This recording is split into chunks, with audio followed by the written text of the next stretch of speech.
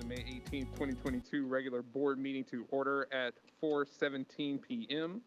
This meeting is being recorded. We would like to acknowledge that we are in the ancestral lands and traditional territories of the Puget Sound Coast Salish people. Ms. Wilson Jones, the roll call, please. Vice President Hampson, Here. Director Harris, Director Rankin, Here. Director Rivera-Smith, Present.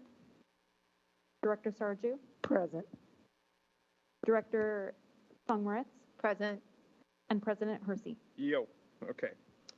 We are holding today's meeting in a hybrid format with directors and staff and members of the public here in person with remote access, also available through SPS TV, by broadcast and streaming on YouTube, and by phone, consistent with the Governor's proclamation on open public meetings.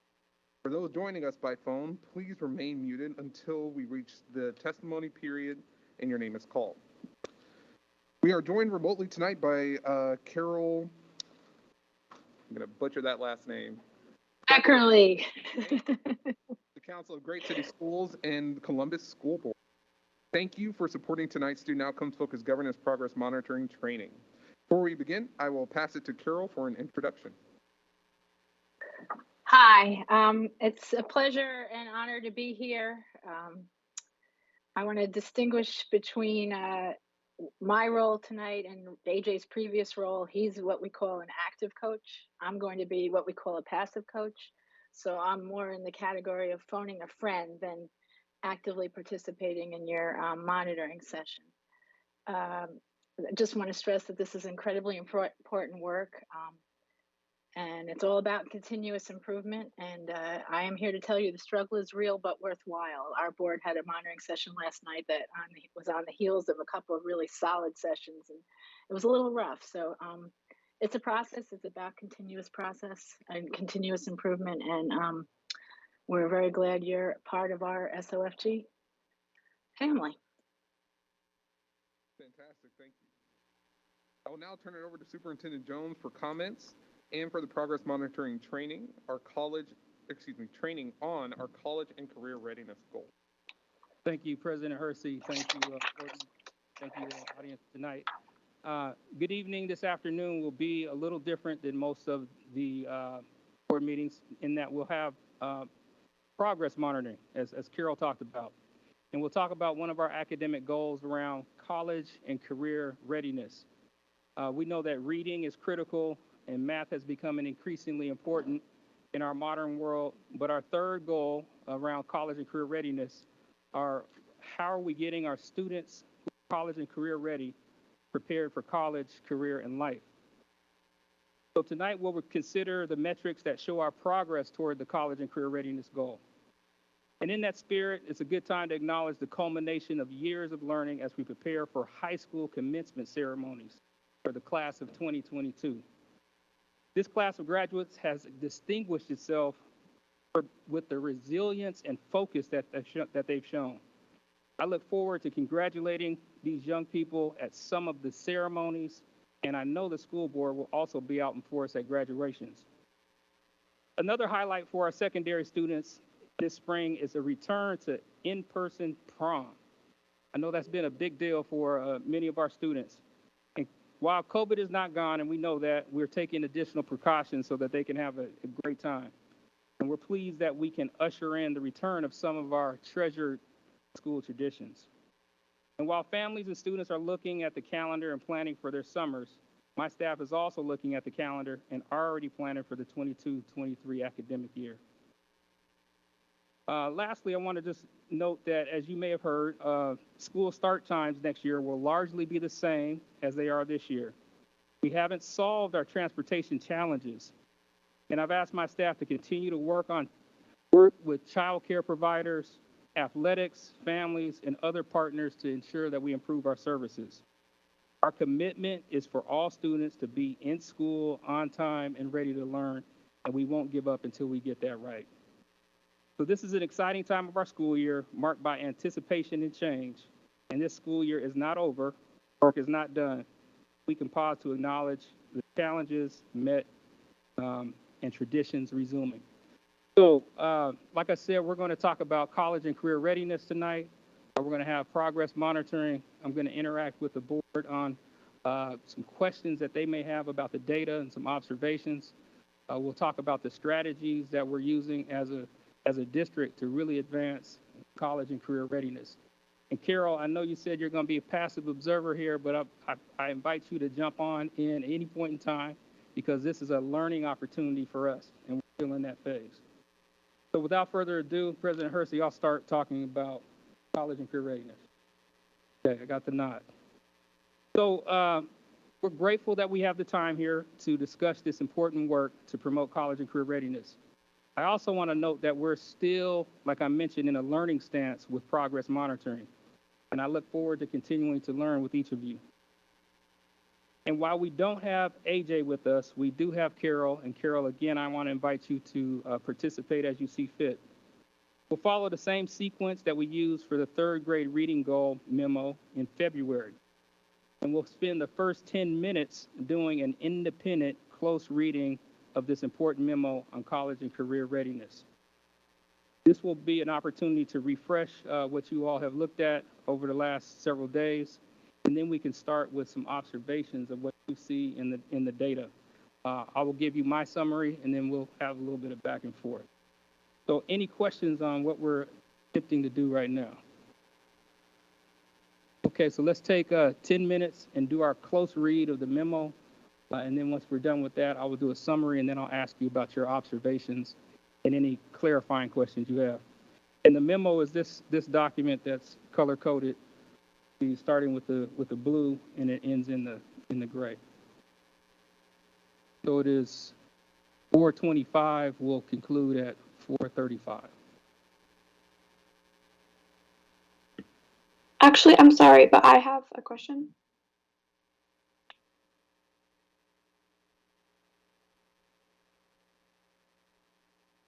I am sorry. We typically do not take questions at this portion in the meeting. If you would like to reach out to our board office, they could likely support you with what you might. Yeah, I just need.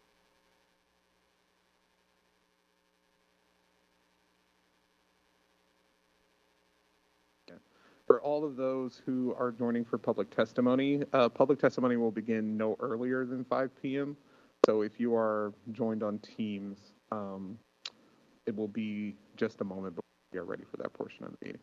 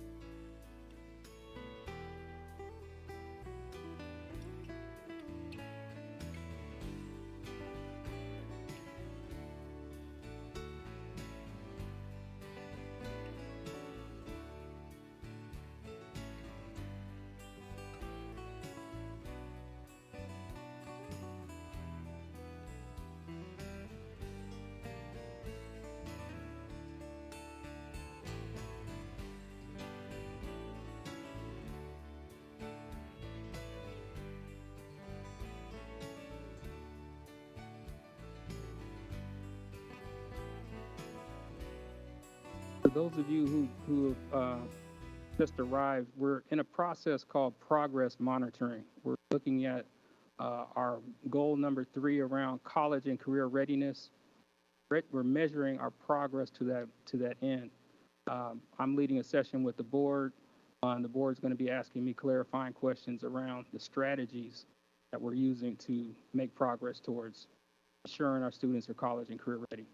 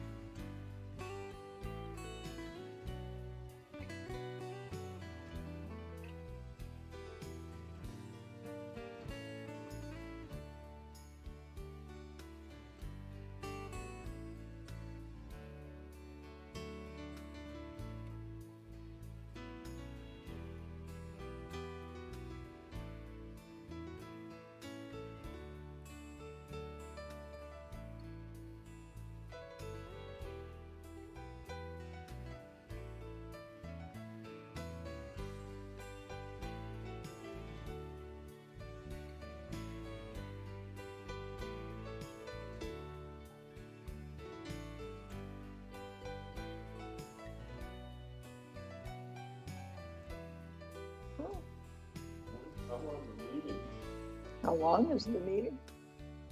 Oh, look at you.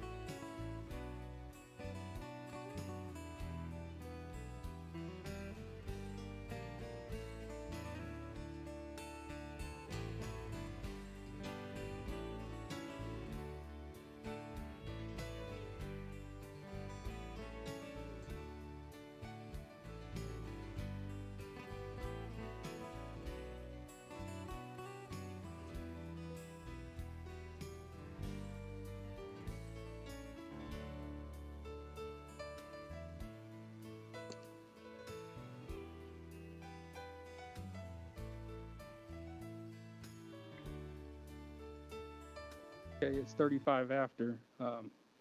Ready to proceed? Okay, now that you've concluded your time reading the memo, I'll now take a few minutes to orient us to the conversation on the data. As you saw at the top of the first page, based on the available data, I'm pleased to share that we're on track to meet our college and career readiness goal. In particular, this memo illustrates the progress SPS is making in helping students earn their credits and graduate on time, having completed advanced coursework such as advanced placement, international baccalaureate, and/or college and high school courses. So for our top line measure, we see that the percentage of Black boys and teens who graduated and also successfully completed at least one advanced course was above target, with the class of 2021 being around 12 points higher than the top line measure target.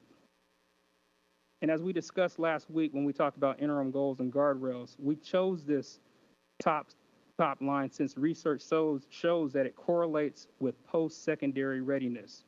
And yes, we have the specific research to show that.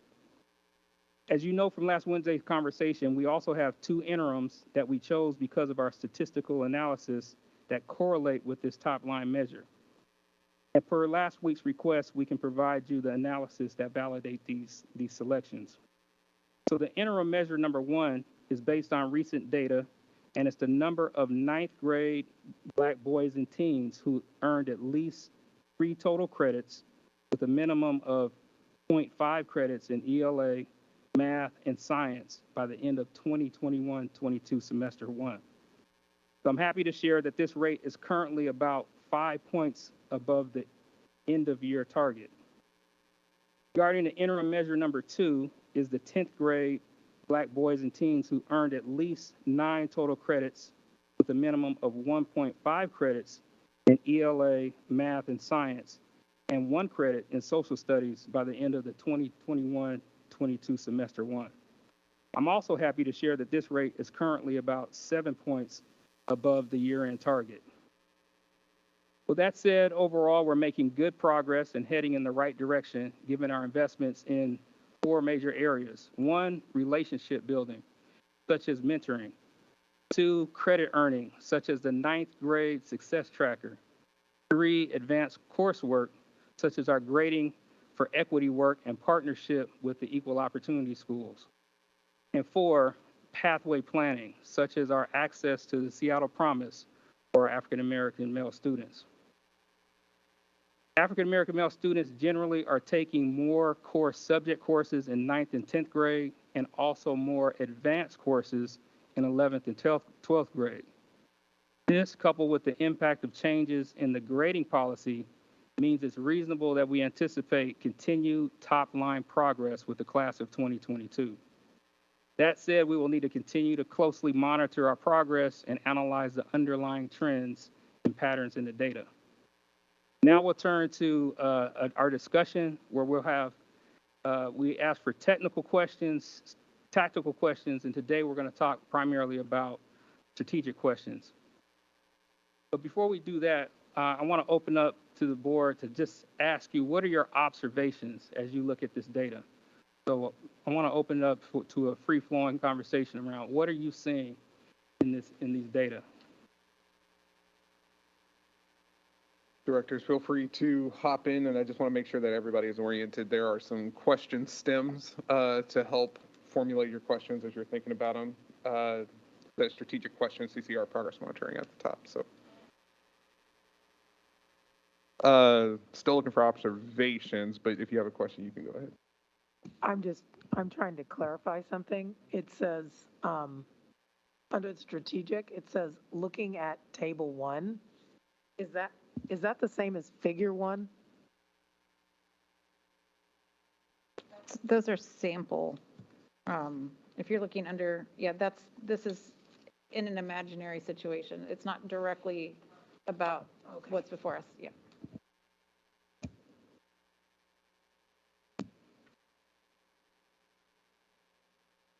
Immediate observations from directors. Sure. Take it away, Director Rankin. I have questions too, but my initial observation is that this 6 pages of document represents a huge amount of work and effort. And I think it can be seen, the thoughtfulness is apparent to me in kind of the different areas about that it's addressing a lot of things that we've been talking about that, I feel like we are being understood by staff and on the same page as to the things that we think are important and the work that we're all doing together. I especially appreciate the disaggregation of data to call out students with IEPs and multilingual students. That's really helpful. And also the few places where it talks about differences between school-specific questions and district-wide, like the kind of zooming in and out is noted, which I appreciate.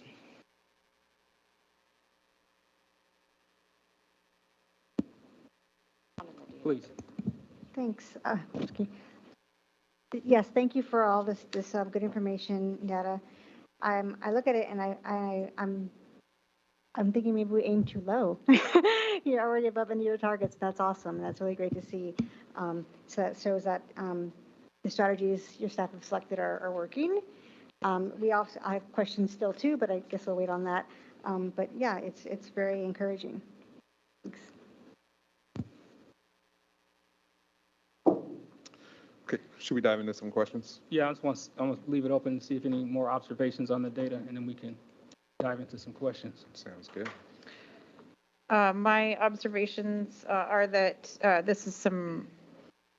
we have some promising trends, it appears. And so that's interesting to me that we might actually need to consider setting our targets higher. And so I'm interested in the next part to talk about, what we believe is true in terms of, or why that's true, what's working. I also noticed that there are a lot of moving parts. And so it's going to be important to continue to, it's incumbent upon us to make sure that we have, first of all, time to prepare. I think we need to make sure we start getting these a week in advance so that we have enough time, because there's a lot to digest. And because we're going to need to work with staff to continue to refine this so that we are very clear about what it is that is working and why it's working. Right. But super exciting to have this in front of us to be able to start this conversation. I'm tickled. Yeah. So. Thank you, Director Hampson. My main observation, aside from the fact that this seems to be really great news on the onset of the conversation around this goal, is similar to one of the points that Director Hampson brought up. It seems as though, as it should be, this is an incredibly multi-layered strategy and approach to this goal.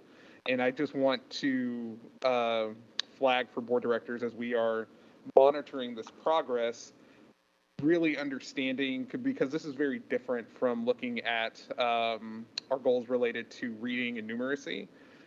The monitoring of this is going to take a little bit more nuance in understanding how each particular strategy is impacting the bottom line. And so any help that staff could provide or context that we as a board could provide to make that a little bit more clear moving forward, I think would just only add to the process in a positive way. But other than that, general observations that I'm very excited about what's in front of us at this moment. Okay, proceeding on, just for context, remember there's four main strategies that we're looking at: relationship building, credit earning, advanced coursework, and pathway planning. And so all of our strategies, sub-strategies flow from those. You did ask some questions in advance, and I want to just tee some of those up, and then we'll have an open session for questions. One of the questions was, what is our definition of a course being successfully completed? So the answer to that, a successful completion of an advanced course is defined as passing the course with a D or better grade. And that's a technical question. That's the answer to that question. We want to see probably a C plus or B or better, but that's the answer to that question. There was another question around in Figure 2. There's a statement talking about, however, in the 2021 school year, there was an increase between semesters. Is that an error? The graph appears to show opposite of that, where it's a decrease between 81.6% and 72.4%.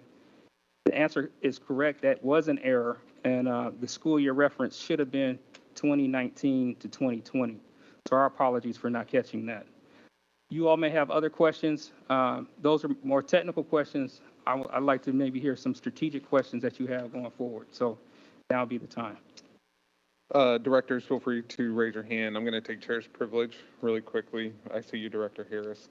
One of the questions that I have is a bit of a permutation of number 1 on the sheet, where it asks, what claims can we make about how our efforts promote grading for equity are affecting this data? I want to pull that back a little bit and zoom out. Can you tell us, when we are talking about grading for equity, what does that mean?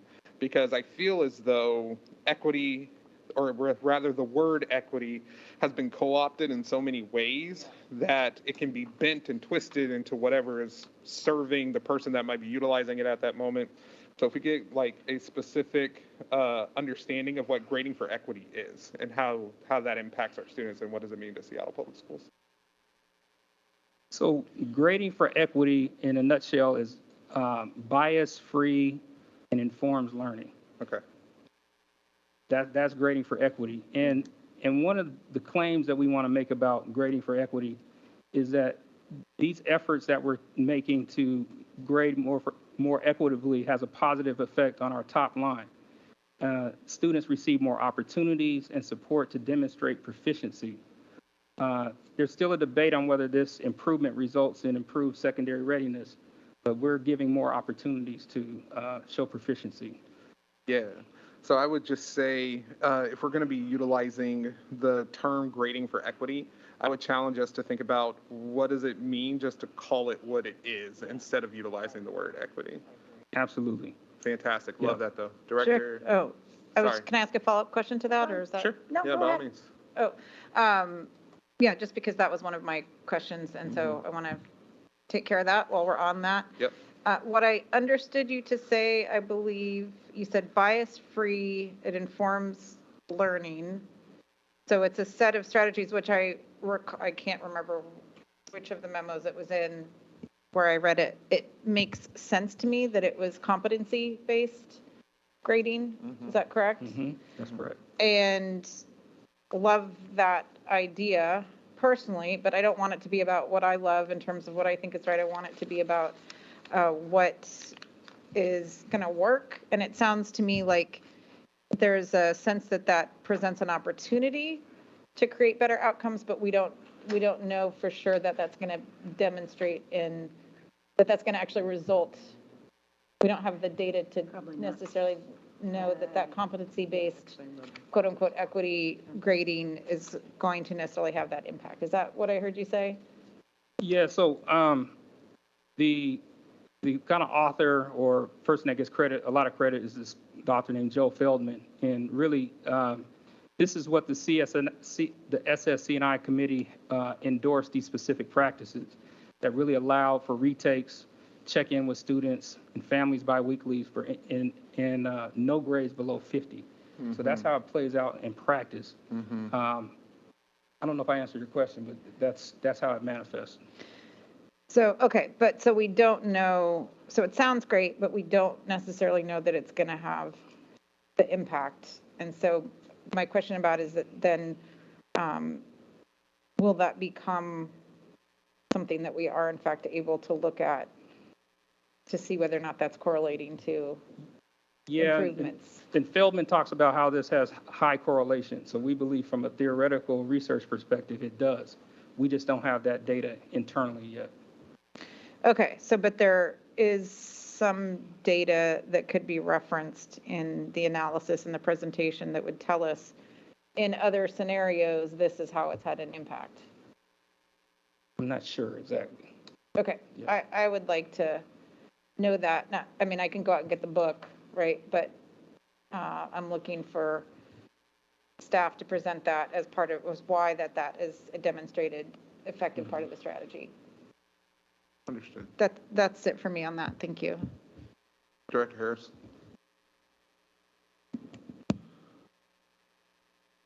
I guess 3 questions. I did not see that data compilation on research and evaluations work plan this year. And do they have enough staff and frankly enough money to do that? Because if not, we've got a significant, serious problem. Second question, have we reached out to our local colleges and gotten feedback on these practices? And if not, why not? And are they perceiving us to be grade inflators? And are our students being compared to other districts with different strategies? And is it harming them? Third question is, I don't see the through line in replication.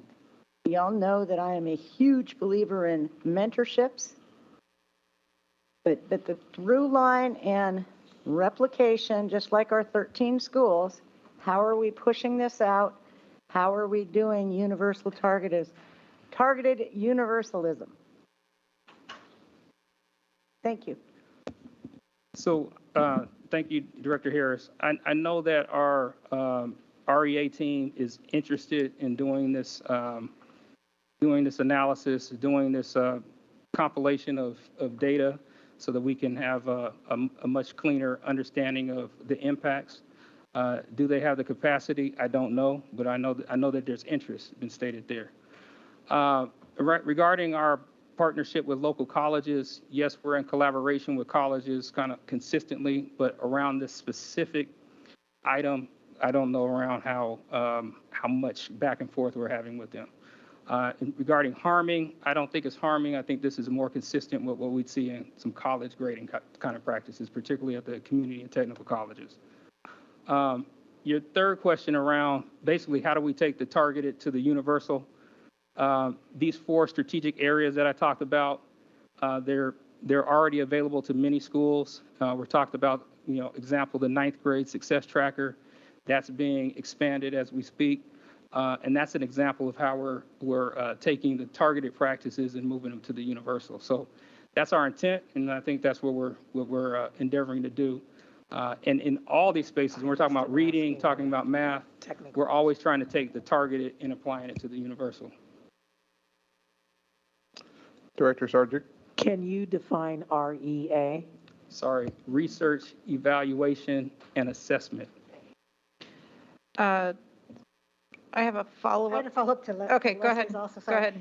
Because one of my questions on here that I submitted was, what are the barriers to making our individual school successes system-wide? So to follow up on that, of how they're being implemented, what are the barriers to having that successfully accomplished? It's the last one. Can you repeat the last part of the question? I'm sorry, I didn't hear you. What are the barriers to making our individual school successes with CCR true system and district-wide? Yeah, I think one of the things we're already implementing many of these strategies district-wide, but the collaboration that we're having across secondary schools is ensuring that we have some fidelity of implementation. So that's our system-wide strategy. We're having conversations with our secondary principals around what are some of their barriers and how do we address those. Equal Opportunity Schools is a community-based organization, or even a nonprofit organization that is helping us to identify what our barriers are. And so that's one of the things that they bring value to us so we can understand what those are. They're giving us a third-party unbiased assessment of what our barriers are. So that's been really helpful for us. this on? So they're, sorry, so they're being identified currently. We don't know where they are yet, but we're getting there. Well, a lot of those barriers are around alignment, and I think that we're developing a multi-year plan that part of that is looking at a risk assessment, part of that is looking at doing our SWOT analysis with strengths, weaknesses, opportunities, and threats, and so that's all embedded in that work plan. Okay.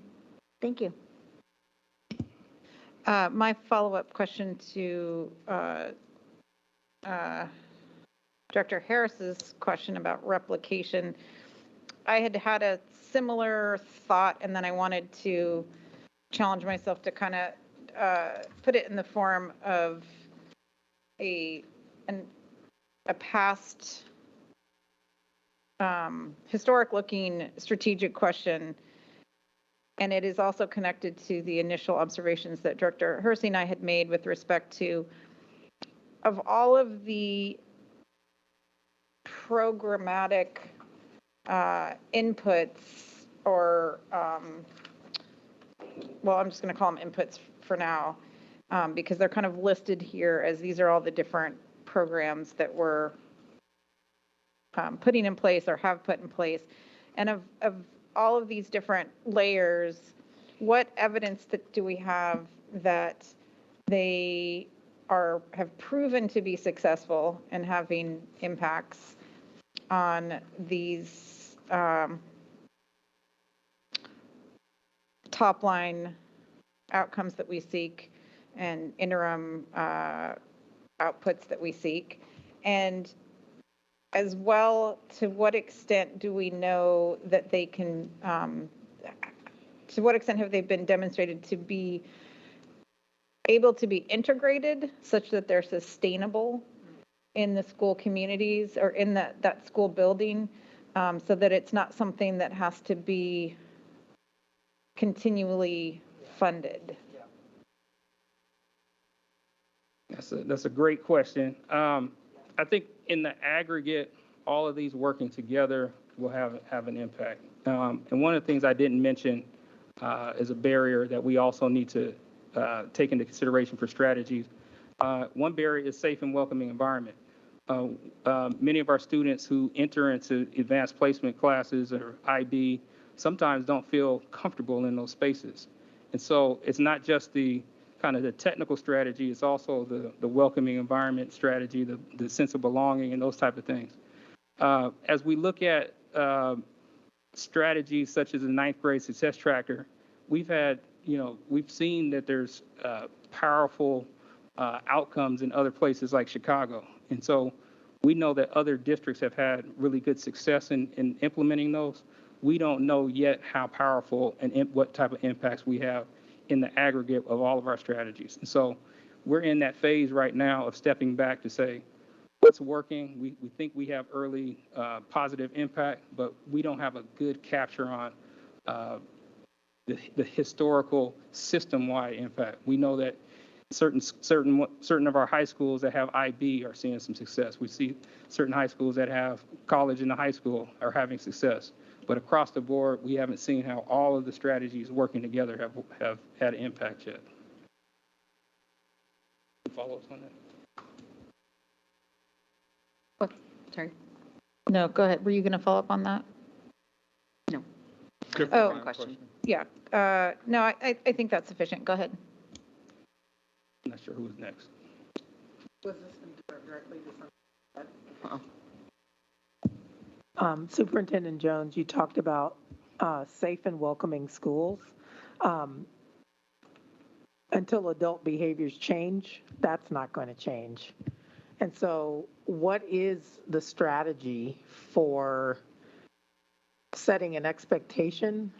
And if the expectation is not met, what will the consequences be? We have students in the room. They understand consequences, both good and bad, and we have to hold adults to those same consequences. Well, simply put, in this board's wisdom, we have adopted guardrails. Guardrails together create the conditions for us to be able to be successful on our academic goals. They range from anti-racist practices to safe and welcoming environment, to engagement. Those are all practices that we need to make sure are in place so that we can move forward with these strategies. I don't think they can happen independent of each other. I have a tactical question and a strategic question. You only get one. Pick the strategy. I'm giving you a hard time, please. The tactical question is connected to grading that some other directors have already mentioned, specifically about the grading scale and the practices, and where it's noted in here that a drop that has happened on first semester credit earning is an indication that the restoration of E grades has resulted in more students not earning credits. Raises the question of whether we are returning at least partially to pre-pandemic trends. So 2 questions about that. When we eliminated the E during the pandemic, I would like to see the E permanently eliminated. I don't think we should be failing students. They can get it incomplete and then have support to complete the course, in my opinion, but I know we don't have all the resources for that. So my question is, one, about the grading policy, and I know that Dr. Perkins and others that we've been talking about this a lot, long-term changes to that, but my concern with the restoration of the E grades has resulted to more students not earning credits is that instead of giving students an incomplete, that they were being passed even though learning did not take place. And so for me, the problem isn't the restoration of an E. The problem is, how do we know if students, the goal isn't to get the credit and check that box. The credit should be a reflection of learning that took place. And so the credit doesn't mean anything without the learning. So I guess, how do we, because if the goal was just to give everybody passing credits, you know, probably someone could go into Power School and just give everybody passing credits, then we've met our goal. But that's obviously not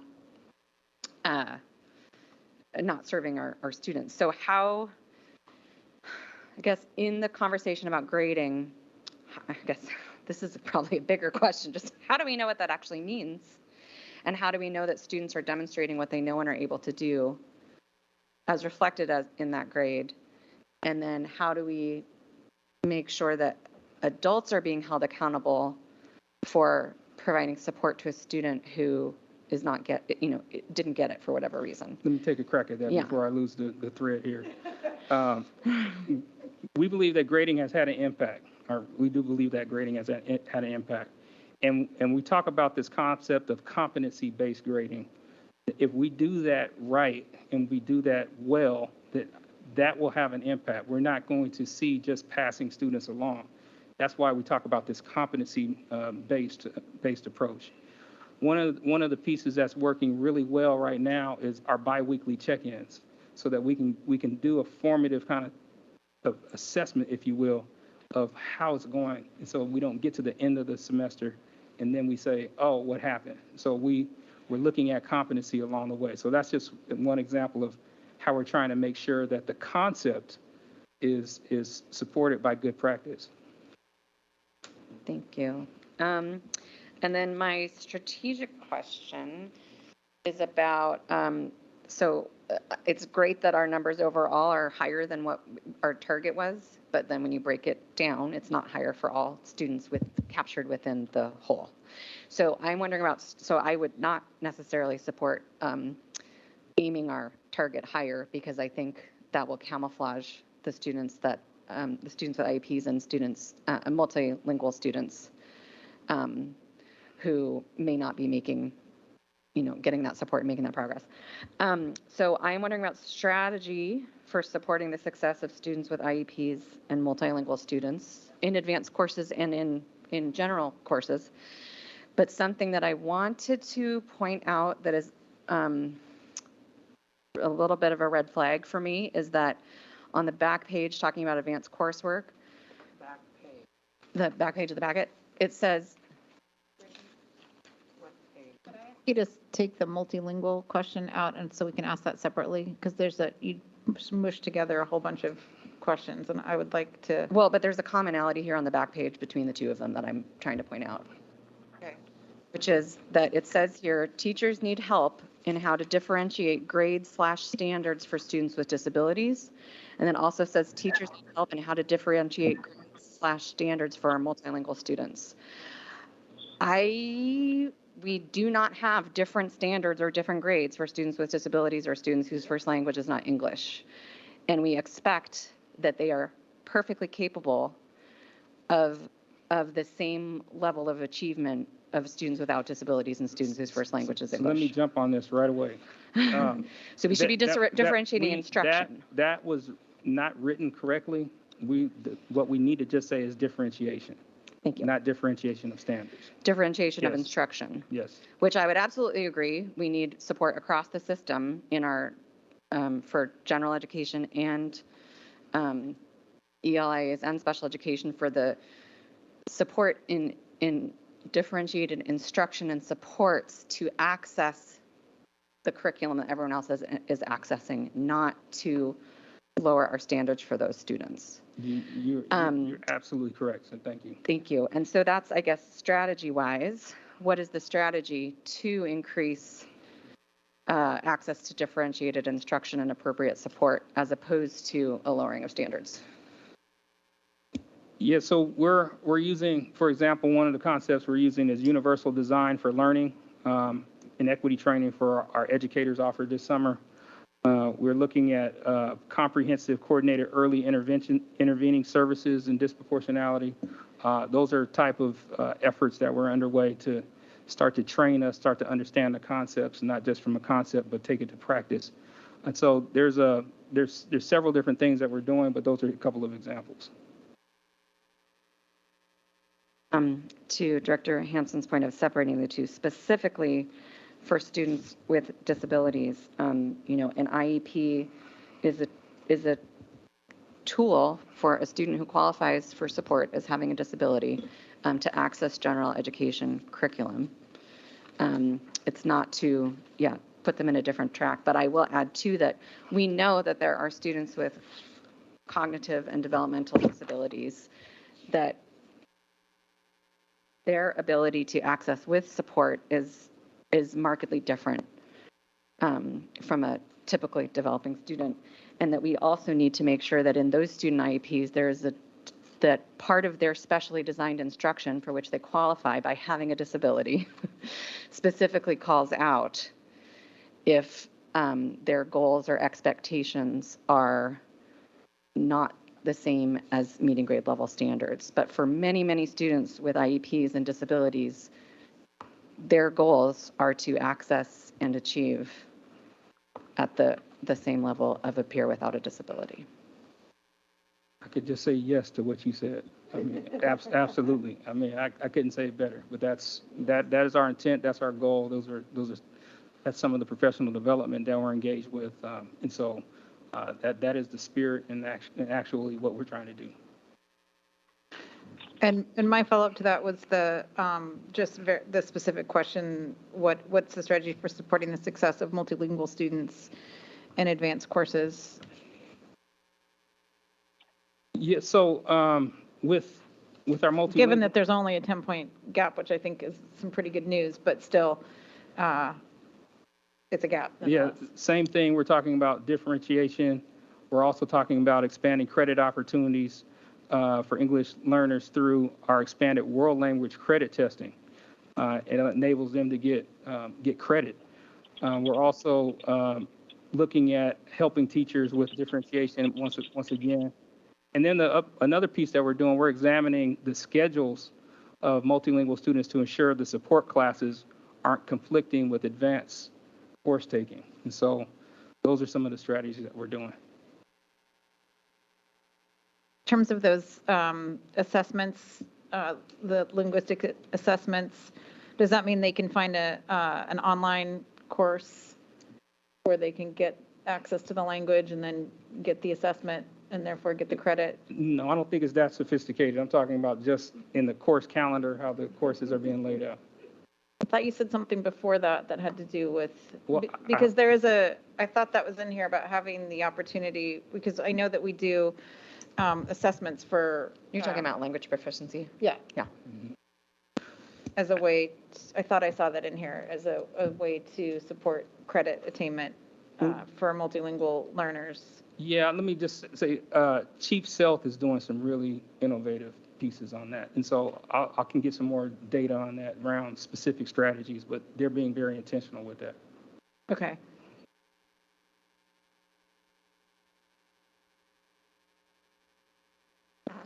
Before you go, Director Song Moritz, Carol, how are we doing? Any Thank you. you want to raise your hand at all and say, hey, we need to be. Can you hear me? It's my first question. Okay, good. I had a little bit of a personal challenge in that my power went out. I had to run across the street, and I'm now in like a food court, but it's okay. I've heard most of the conversation. I think that you're having good discussion and you're digging into the facts. I just give you some advice. Try very hard, and I am not successful at this yet, and I wasn't last night, to avoid as much as you can commenting, board members, commenting, offering advice, and really, really, really try to just ask the question, the underlying question that you need the answer to. And it just takes practice. But, the discussion is right on target with what you're trying to figure out, which is how to make sure that you're continuing to improve on this particular goal. Any questions you have for me? No, just want to make sure we're on track with the process. Yeah, and I think that President Hershey should feel free to say, wait a minute, that's an opinion, let's get back to the question. I mean, very kindly, of course, but that's sort of part of how we get better is when we check each other. So don't, hesitate to weigh in with kindness. Noted. So I know we only have a few more minutes. I want to just give board members a couple more opportunities to ask questions. Please, Director Song Moritz. Thank you. I have this observation about, so I'm looking at figure 2 and figure 3, which are the percent of 9th and 10th graders on track for credit accumulation. And there is definitely a drop-off between 9th and 10th grade. So my question is, do we think that is important to address that gap, that drop-off, in terms of our ability to achieve our top-line KPI? And if so, do we have hypotheses or strategies around that? Yeah, well, we know that getting off to a fast start in 9th grade is really important. And we also have studied that starting from middle school to transition to 9th grade. I don't know what attributes to that drop off, but it is tremendously important to examine that gap. And that's part of the research that the team is doing to say, well, what constitutes barriers in terms of that gap? So don't know what that is yet, but it's tremendously important. I have a second question, which is a few weeks ago, we were given a presentation at a budget work session around a budget around these goals. And I'm just wondering if any of the information presented in this memo helped inform the proposed budget that was shared to us a few weeks ago. And is it a reflection of strategies that we found to have worked, or is it more a reflection of things that we have not tried yet and we would like to try? I think largely it's impacted this memo around how we're budgeting. We want to make sure that we're aligned on, let me see, it's in the section around what we're asking the board to do. And not necessarily specific line items at this point, but we're just really asking the board to keep us accountable, to stay aligned and organized around these concepts. And so we want to make sure that we're making decisions with specific strategies that best serve our students of color, further from educational justice, This has funding implications. And so in general, we're looking for your endorsement, your support for these strategies as we bring them forward, probably in the out years. Superintendent Jones, one thing that I noted, again, back to Director Harris's question around replication, I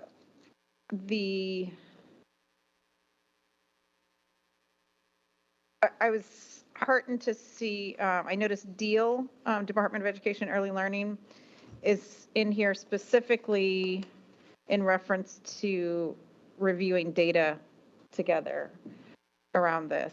And Mike, I'm trying to make sure I don't state any opinions or just observations, or maybe okay.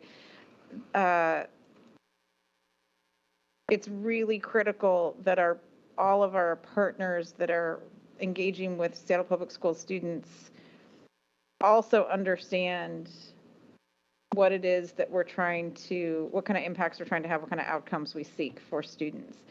And this is starting to become a really powerful tool to have those conversations collectively so that we're all talking about the same thing and it's not just this amorphous, oh, we need tutoring.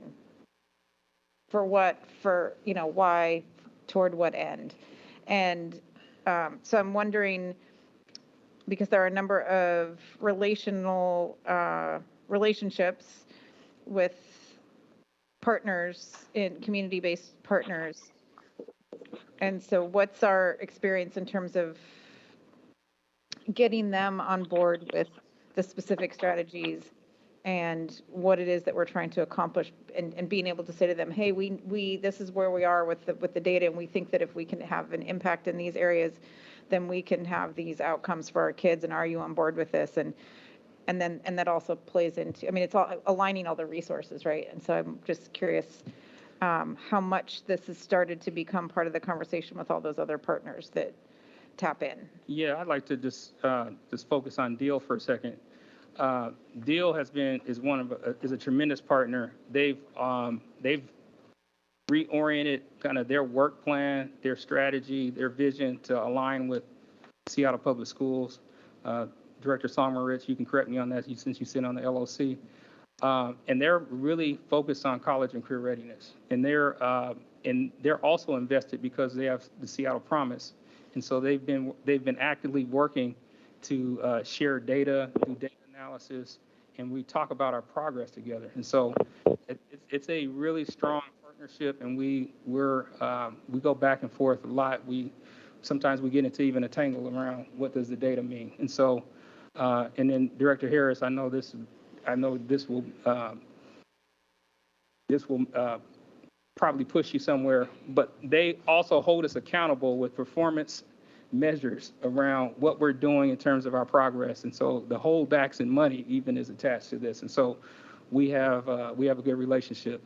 I don't know if Director Song-Moritz, I want to invite you into that around what you're seeing with DEAL. I know I'm supposed to be answering the question, but if you could give some flavor to it, if you'd like.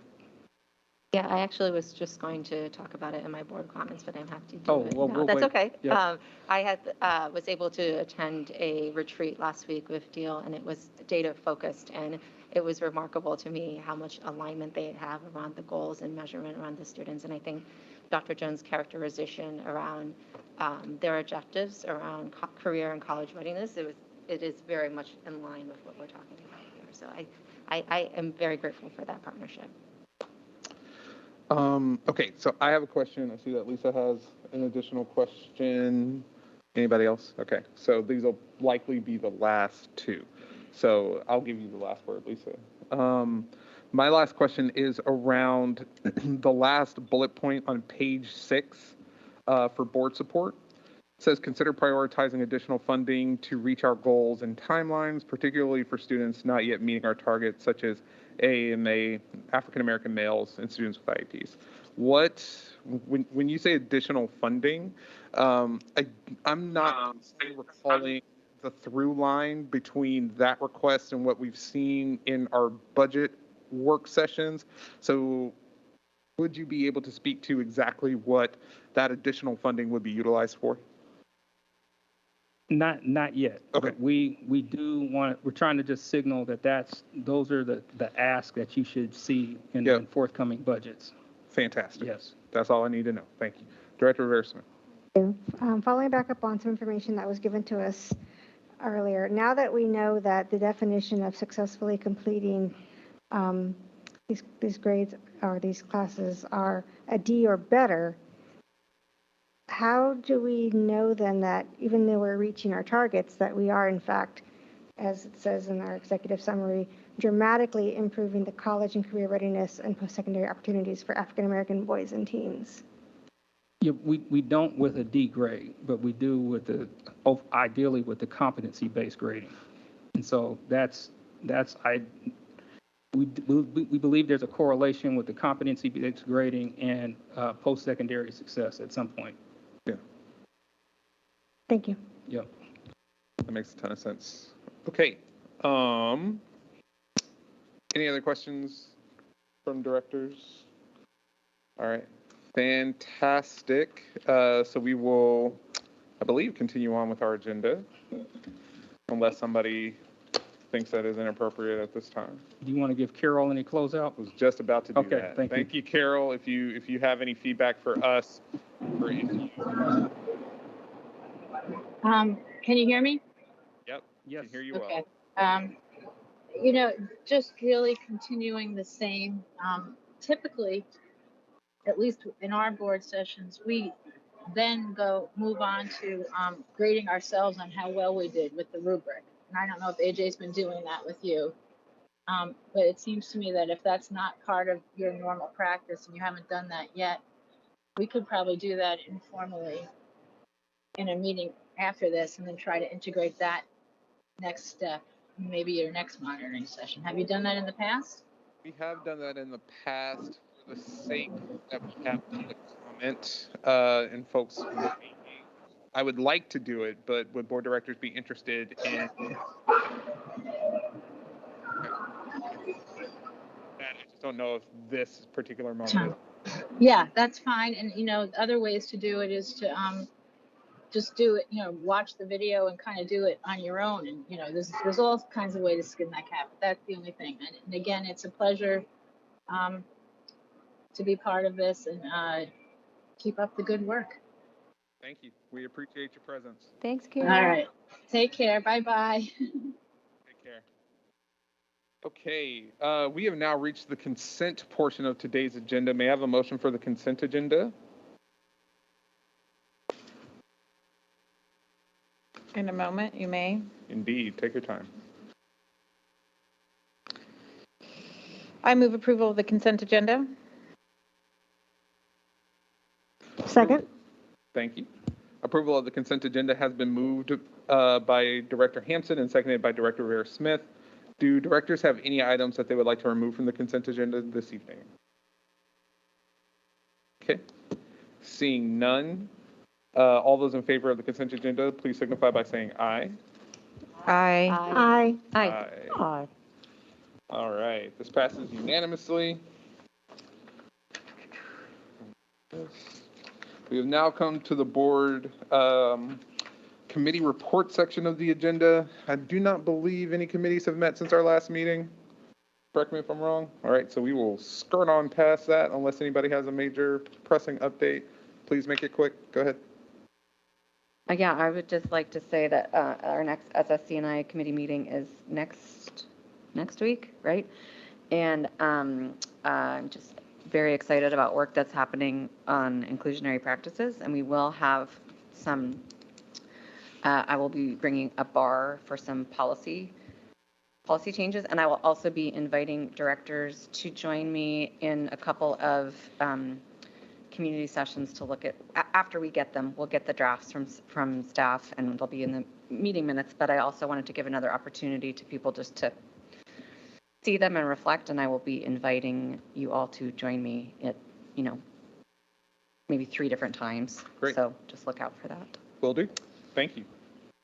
Okay, we have now reached the public testimony portion of the agenda. We will be taking public testimony in person and by teleconference today, as stated on the agenda. For any speakers watching through SPS TV, please call in now to ensure that you are on the phone line when your name is called. So for any folks who might be joining us via the Teams channel, we will not be taking public testimony via Teams, preferably not. So if you would please take a moment to go ahead and prepare yourself to call in, that would be ideal.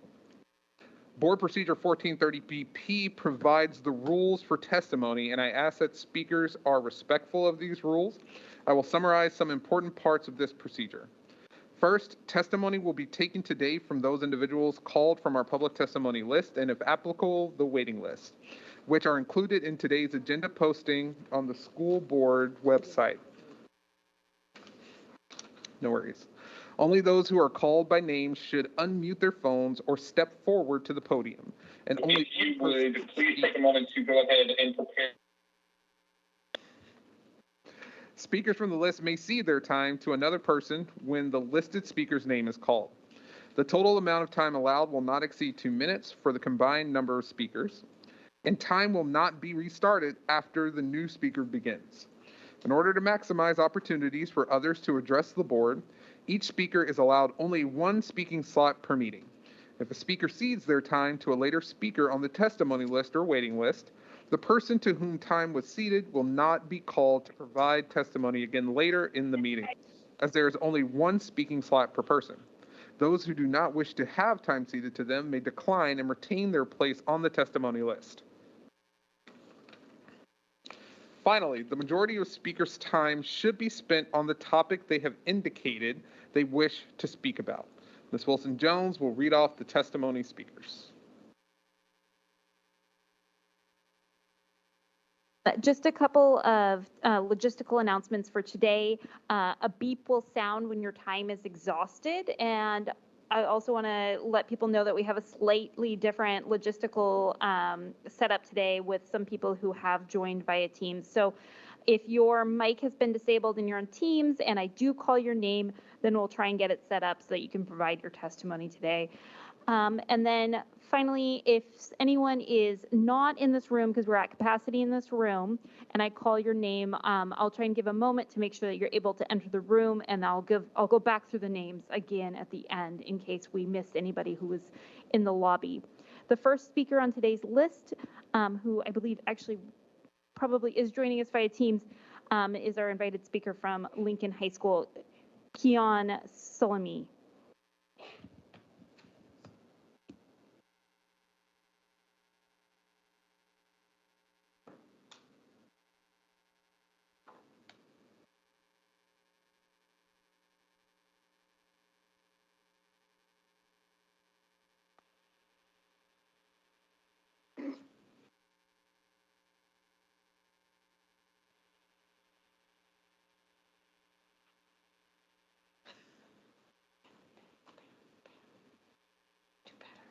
Okay. Hello, Directors and Superintendent Jones. I'm Kiana Slami, Lincoln's ASB President. I speak today to highlight Lincoln High School's flourishing student community. Students take part through clubs, athletics, our house system, ASB, and other student-organized activities. Lincoln has 65 student clubs, each distinctive and routinely meeting, ranging from common interests like Robotics Club to affinity groups like Asian Student Union. We have high participation in athletics, with around 700 unique students joining in the fall, winter, and spring seasons. More than half of our current student body. We have this level of participation despite having no athletic facilities. As part of Lincoln's house system, 9th graders are assigned to one of 4 houses according to their mentorship: circle, triangle, oval, and square house. This system was implemented to prevent a pecking order from forming, as every 9th grader automatically shares a house with the upperclassmen. Lincoln also works to integrate 9th graders into high school using a peer mentor program called Link Crew, where upperclassmen lead meetings, teach lessons, and direct discussions in 9th grade mentorships. Mentorship classes are essential for integrating 9th graders and are a big part of who we are as a school community. Students at Lincoln care about the community and are active in improving it. In a collaboration between Lincoln's Feminism Club and ASB, and as a result of a direct request by students in a house meeting earlier this year, student leaders worked with this district to get Lincoln bathrooms stocked with free hygiene products in accordance with Washington law. Just last month, Lincoln students organized a protest against sexual assault with nearly a quarter of the school participating. Lincoln students have planned and hosted service projects,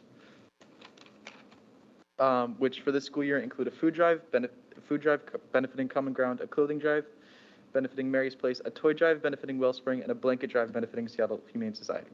Being such a young school, Lincoln is in a unique position where its culture hasn't fully formed, but as it is, it's shaping up to be something great. I ask that you continue to work to incorporate the requests made by the Lincoln Students Against Sexual Assault, and that you support mentorship and advisory programs district-wide. Thank you for your time.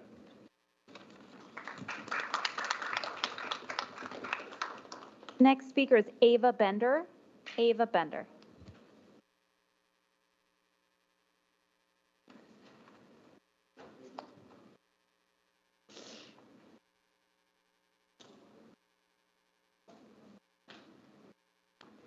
Hello, I'm Ava Bender. I'm currently a Latin 2 student at Roosevelt High School, and I started a petition that is being handed to you right now to keep the Latin program at Roosevelt High School, and I gathered more than 900 signatures from students, alumni, parents, teachers, UW professors, parents of incoming students, and members of the community who all want to see the Latin program continue next year at Roosevelt.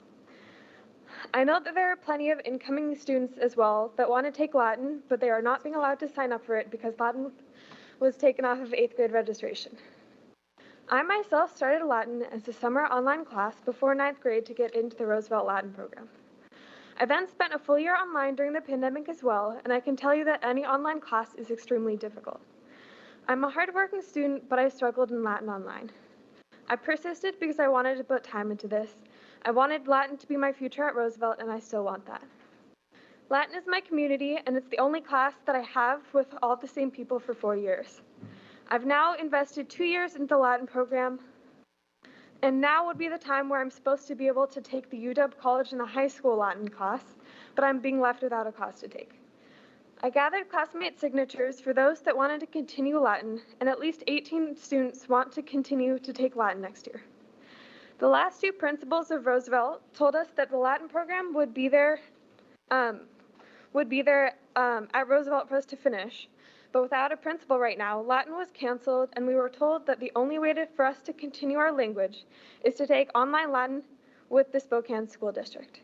We should have the opportunity to finish this program. Ms. Schofield, our teacher, is staying at Roosevelt and is wanting and willing to teach us. Please think about the opportunities that are being taken away from many kids not offering Latin at Roosevelt, and please let us continue to have at least one period of Latin available until we can finish the program.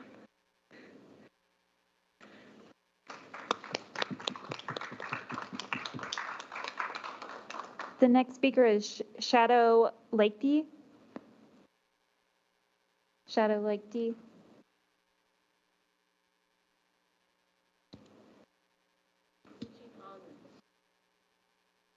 I'm calling. Hello, my name is Shadow Lakety. I'm currently a junior at Cleveland STEM High School. I'm here today to talk to you about an injustice being carried out against our current principal, Catherine Brown. Early in 2022, Catherine Brown sent an email to families informing them that teachers would no longer be contact tracing at school. As a result of this, the district opened a disciplinary investigation into her for ignoring a directive to withhold the information about changes in COVID-19 contact tracing from the Cleveland community.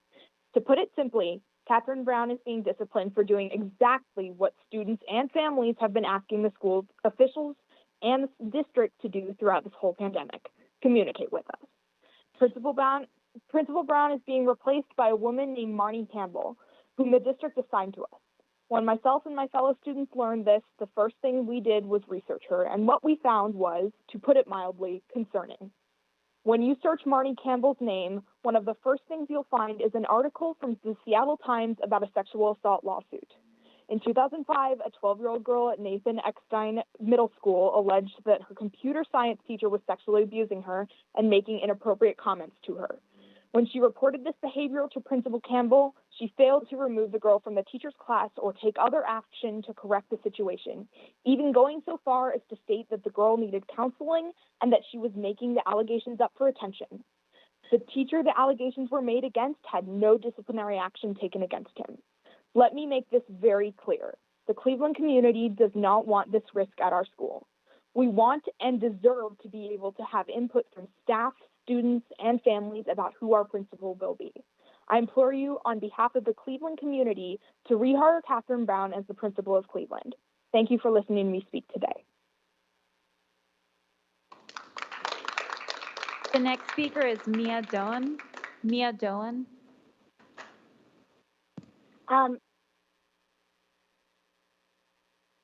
My name is Mia Dong, and I am currently a senior attending Cleveland STEM High School.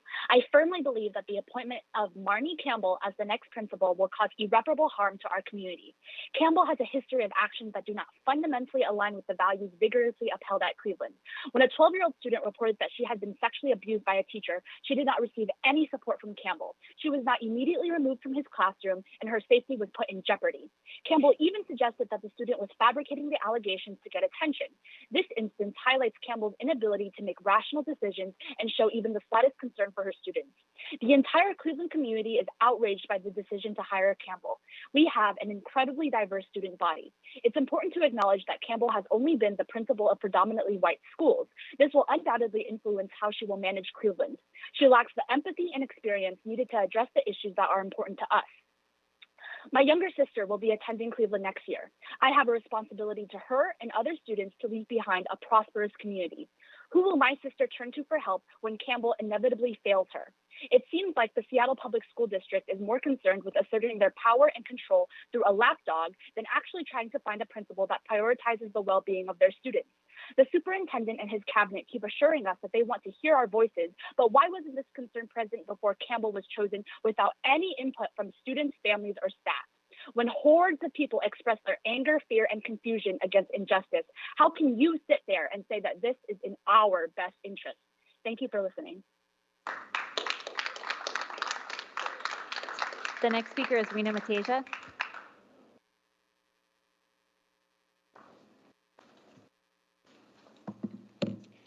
Hello, my name is Rena Matasia, and I'm a current senior at Cleveland High School. And today I stand here disappointed by systems and disappointed by people in power who made promises that youth of color and student voice would be prioritized, and today that is not the case. We were promised student engagement, transparency, and our voices not being used as checkboxes, but somehow that did not happen. The allegations that are against the new appointed principal are not okay. You selected a person who sided with a white family who tried to shut down an ethnic studies class, a family who depicted students of color and their firsthand experiences as racism, as venting racial hatred.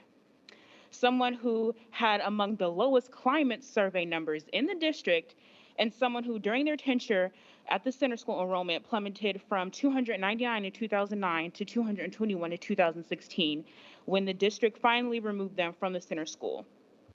There was no community, student voice, or teacher voice that was taken into account when this was an appointment. And that is one thing that we cannot have anymore is appointments. It is important that not only student voice is taken into account, but community voice is taken into account, because these are the decisions that are going to affect us directly. So appointments by people who do not have experience in the schools is not okay, and it cannot happen anymore. We don't want a new appointment. We want Ms. Brown back, to be clear. And there were a lot of people who we spoke to today that could not speak for you, Mr. Jones. So I hope that you are at Cleveland answering our questions, because there are people who said that they could not speak for you. So I hope that you could speak for yourself. And I hope to stop recycling district employees who are not fit and finding ones who will actually be successful in buildings and who actually will thrive in buildings, especially with students of color, students furthest away from educational justice, and students who are there to learn and have a good experience. Thank you. Next speaker is Mia Dabney.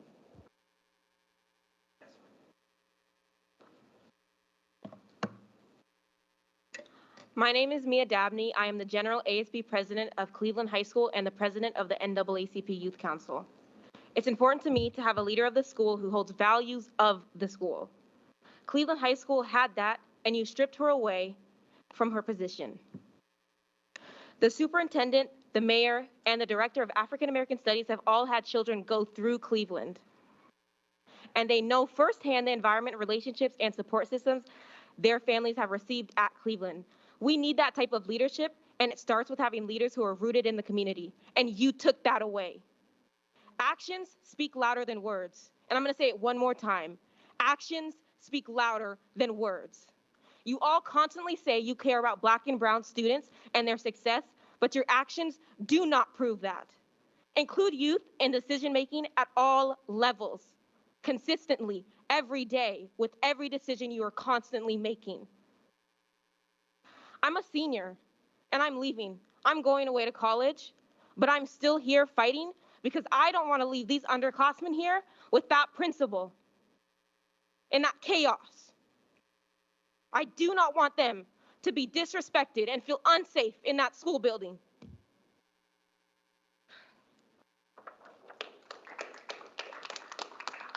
The next speaker is Dahlia Christensen.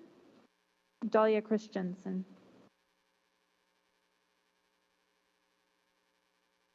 Hello. My name is Dahlia Christensen. I'm a ninth grader at Cleveland Stem High School. Let me start off by saying that our school is exceptional. We are unique, we are different, and we have our own way of doing things that can't be found anywhere else. We have an incredibly strong and diverse student body and pride ourselves on student voices and advocacy. The majority of our teachers are intent on letting us be heard, as well as having our experiences to be the best possible version that they can be at this school. Principal Brown not only upheld these values, but worked to make them mandatory and a part of our administration. We were told by her that our opinions matter, our stories matter, and that us simultaneously as individuals and as a community have the power to make things change. And we do. So imagine our surprise when Principal Brown was taken out of her position, first concerning her health, and then concerning an investigation that was caused by her being completely transparent with her students, something we've been asking the district to do for years. They didn't tell us that they were stopping contact tracing, but Miss Brown came through for us and did, which allowed case numbers to go down and less families to get sick. But at a district like that, as we can clearly see from the current events, they didn't. Miss Brown is being punished for caring more than the district itself.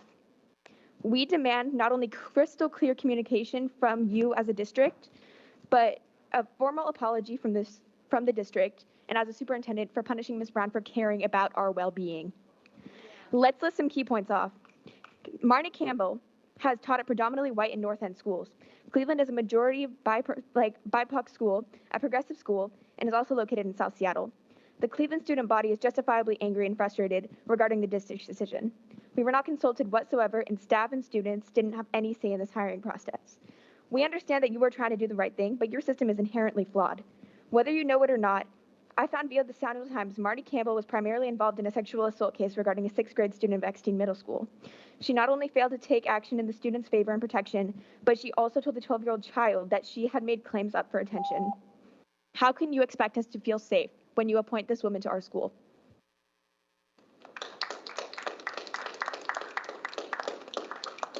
The next speaker is Nia Spivey. Thank you so much.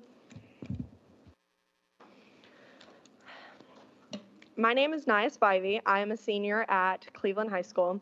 And as my peers have said, Cleveland is a very diverse group of people, and Cleveland is different than a lot of other SPS schools in the fact that we have a lot of ethnic studies at our school, we have a really strong STEM field at our school, and we have a lot of diversity. Marnie Campbell would not be a good fit for our school because she doesn't fit that demographic. Miss Brown was our principal, and she gave us all of our teachers of color, and she made sure that the staff represented the students that go to that school. Marnie Campbell does not represent our student body. She does not understand the feelings that students go through. She does not understand what it is to be Black.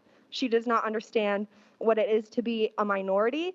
She is a white woman, and that is not a good fit for Cleveland.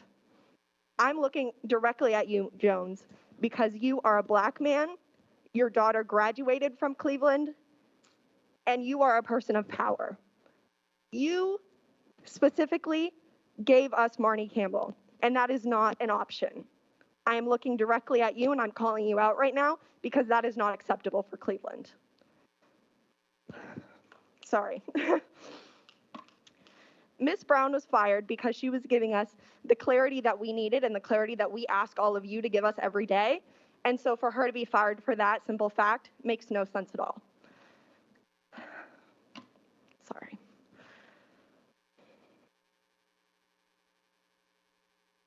We are just asking you for clear communication and to listen to us and everything that goes on in our school, because you guys are not at our school every day.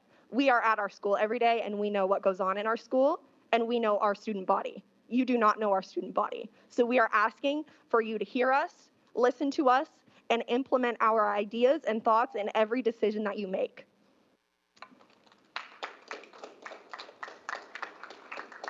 The next speaker is Elias Cass.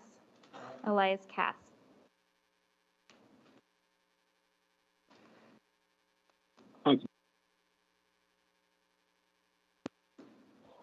Hi, my name is Elias Cass, and I'm the father of an SPS first grader and a 3-year-old receiving school-based services. I was very, very relieved to hear that SPS paused the plan to move to 3 tiers of bell time, so I'd like to comment more broadly about transportation. SPS claims to have students at the core of their decision-making, but awarding a contract to a company that hasn't been able to fulfill the basic obligations of their existing contract does not prioritize students. Shifting the responsibility of those shortcomings exclusively to families by completely upending start times does not prioritize students. SPS needs a transparent, inclusive process that looks at all options when revising the transportation service standards rather than having a predetermined outcome set before inviting feedback. Knowing what we do about first students' frequent and unapologetic mishandling of student safety, it is unthinkable that they would just be handed another contract. There is another competitive bid with an excellent track record whose fleet is fully equipped with GPS, which would both improve safety and decrease the day-to-day work of the transportation staff answering questions like, where is my bus and where is my child? Reducing that work would free them up for the long-term work of revising the transportation standards with the input of all stakeholders. With a year's reprieve, more creative solutions can be considered, like building the bus routes around students who qualify and intend to ride the bus, rather than building routes around students who qualify regardless of whether or not they actually intend to ride the bus. Building routes through an opt-in process would allow for intelligent routing in order to fill buses more efficiently, which reduces the number of buses and drivers required and improves funding from the state, who wants to see buses mostly full. Many special ed students can ride a regular bus, which both promotes inclusivity and is more efficient. This planning and coordination will take time and work, and the transportation department needs to have the resources to do this work with families, rather than shifting the entire burden to families to just figure out how to deal with school starting well after they have to be at work. If we do end up in a situation again where there are not enough drivers for all routes, we need a transparent process to determine how routes are prioritized. It's not enough for SPS to say that they prioritize equity or students furthest from educational justice. Those rubrics and data need to be public. Please begin this process before the start of the next school year, so this time around we can ensure that all voices are heard and the results are in line with our values as a district. Thank you. The next speaker is Zoe Kylson. Zoe Kylson.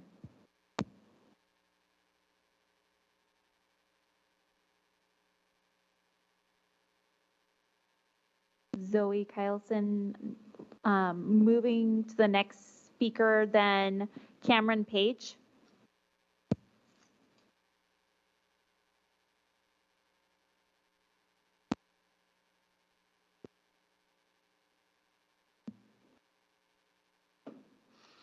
My name is Cameron Page. I'm a gender fluid student who attends Cleveland High School. I am a sophomore, and I'm here to talk about the hiring of our alleged new appointed principal, Marnie Campbell. A person who we don't want in charge of such a progressive school and makes us concerned for our staff and student safety and well-being. I am disgusted. I am disgusted by the lack of transparency from the schools and the school systems for claiming to care about the health and safety and care of staff and students. If we were cared about, you would know if your child has been in contact with anyone with COVID-19, and they would care appointing a principal who denies sexual assault allegations claiming they're for attention. I am disgusted that we haven't been listened to and our voices haven't been heard, and I'm tired. Tired that the school system has failed us again and doesn't listen to our voices. Our principal doesn't deserve what happened to her. She was being transparent and honest with what was happening with the lack of contact tracing and is being punished for that. I have worked with Catherine Brown through this school year to push our school into progression for acceptance of all. And with this new principal coming on, all I can see is a step back from the progress we have made. But I will not be knocked down. We will not be knocked down.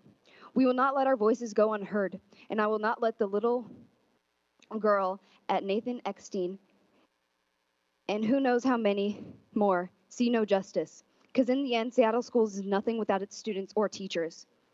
We deserve to be heard. We deserve a principal we want. The staff and teachers deserve to work in a safe environment and be transparent and honest at all times with parents.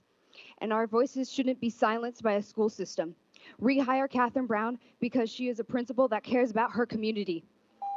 If not, then let us choose. Let our opinions matter in the final choice. Thank you. The next speaker is Alex Zimmerman.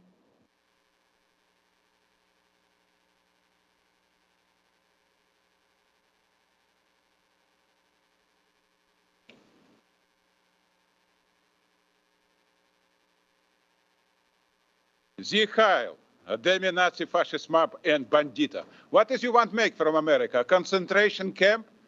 What has happened here? It's a nightmare. Why people here sit 6 feet one another and outside there's 40 people without room and without limitation? Why are you doing this? It's idiotic situation. And I talk about this 3,000 times in council chamber. You're more dangerous than Nazi or commie, you know what it means, because you are by definition natural born degenerate idiot. You don't have sense. You don't want what these people present. Look, there's 40 people outside clapping every time when somebody speaks. Why you don't doing this? What is BS this? Can you explain to me who make decision? A teacher, a teach student, so this a concentration camp, so everybody under control? Guys, are you understand about your talking? I told you many times, you're very low-class professional. If you broken a constitution, state constitution, open public meeting act, by definition, you are criminal. You are bandita. You understand about your talking? It's very simple. And you teach student when you don't know us rule in constitution, our law. What is you talking about, guy? Why are you doing this circus? You thinking it's not enough? Open door. People can sit outside. Room huge. Look how many people here, 6 feet. Where does you find 6 feet? I go right now, speak everybody. Nobody have 6 feet. Nobody have 6 feet. Why you have 6 feet? Why? Is it exactly what's happened? Guys, I speak with you many times. You need doing something because what is you doing right now is a nightmare. For last 30 years, you bring 2 generation Seattle people to total collapse. You know what it means? They acting like a zombie. They acting like an idiot. It's your job. You understand? You did this for the last 30 years.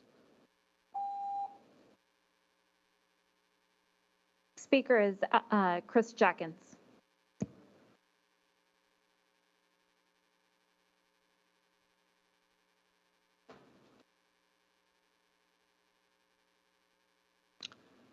My name is Chris Jackins, box 84063, Seattle 98124. My compliments to the other speakers today. Nice to have you here. On the K-5 math adoption, drop the expensive online costs that increase screen time and that reduce human teacher time. Concentrate on physical books that students can take home. Please vote no. On Interagency Academy School, 2 points. Number 1, the improper closure action deprived families of their rights under state law, including required formal hearings. Number 2, the district's own argument, affirmed by a court, was that state law applies when a physical school site is proposed to be closed for instructional purposes. On Rainier Beach, 5 points. Number 1, please do not demolish and replace the school. The project has been rife with biased review. Number 2, a prior school board sent a letter to the City Landmarks Board warning against landmarking the school. The letter's context included the district having recently sued the Landmarks Board. Number 3, on Rainier Beach, the district hired Bassetti Architects, one of whose principal employees on the project was simultaneously the chair of the City Landmarks Board. Number 4, the area of Rainier Beach High School is the site of a centuries-old Duwamish tribe village, as well as the modern Paul Robeson Performing Arts Center, scheduled to be demolished. Number 5, the board should take action to retain some history of the school has occurred at Garfield, Franklin, West Seattle, Roosevelt, and Cleveland. Thank you very much. The next speaker is Barbara Trosper. Barbara Trosper. Hello, my name is Barbara Trosper. I live in District 7, but my child is a 7th grader at Washington Middle School in District 5. First, I want to say thanks to the board. The policy work that you're doing makes a difference for our students. Next, I want to thank district staff for the work they're doing on making advanced learning accessible to all students. However, I want to share that the advanced learning label does no good if the school or teachers are not empowered to provide this service. In the 4 years of having the AL label, my child has received half a year of walk to reading. Elementary teachers shared that the school didn't buy the necessary workbooks, they teach to the middle, or that advanced learners do fine on the state test, so they don't actually need support. At Washington, everyone is in general education because advanced learning services don't exist and the cohort was ended. This means that teachers are responsible for providing an appropriate challenge. In classrooms where students' abilities can range 4 grade levels, this is an impossible task. My ask is that clear expectations, support, and some accountability checks be made so students can actually get advanced learning opportunities. I also want to talk about student safety. As parents, we know our kids speak through actions. This year, my child has had a mouthful of liquid spit on their face. They have been punched in the head. A student tried to stab my child in the back with a pencil, and I could share more. I am not saying these are bad kids. I believe these students are missing the social emotional tools and support to make better choices. Based on the data from the Discipline Dashboard, Washington currently has 509 days of exclusion with under 600 students enrolled. This is 2 times the rate of suspension and expulsion than the next highest discipline rate at a middle school. The P223 report shows the enrollment at Washington has dropped by 61 students as of May. I wonder, are you all listening to the actions of students at Washington? Is there a plan to teach them the tools to communicate with less physical actions? Thank you for listening to me today. I hope you can listen to our students. The next speaker is Mason Bender. Mason Bender.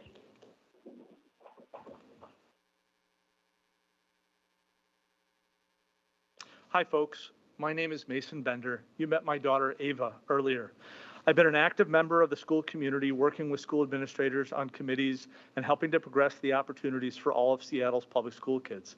I'm here for dozens of parents trying to maintain the commitment that was made to kids to finish their foreign language plan at Roosevelt. Most importantly, we all appreciate and respect those educating our kids. I'm here, though, because right now nobody will listen, engage, and help solve our concerns. The school points the finger at the district, and the district points the finger at the school. Parents' attempts at meetings are canceled last minute. Emails go virtually unanswered by both the school and the district. The kids are being stranded and being set up. We understand the board might be able to help our voices be heard and potentially help provide a single teacher for a single section of Latin to allow these kids to finish their program. Just a couple of years ago, there were 80 to 100 kids annually in the Latin program. Now, there are not enough students, but it is not because of lack of interest, it's because of lack of access. Latin 1 was taken off of the 8th grade registration for the last 2 years. If SPS needs to wind this down, we understand, but these are not one-year classes, these are 4-year paths. All of this was foreseen and planned for by prior principals. Our last 2 principals understood the issues. We are between principals, and the 3rd principal in 3 years will not start until July 1. But time is of the essence on this, and the kids are being pressured into switching classes and giving up the progression of 4 years of a foreign language and 2 years of college and the high school credit. Schedules are being made, and administrators filling in are moving things around very quickly. The option given is a $200 a semester voucher for kids to take a canned online Latin class through Spokane schools, and kids will need to attend 2 different online programs to keep costs down.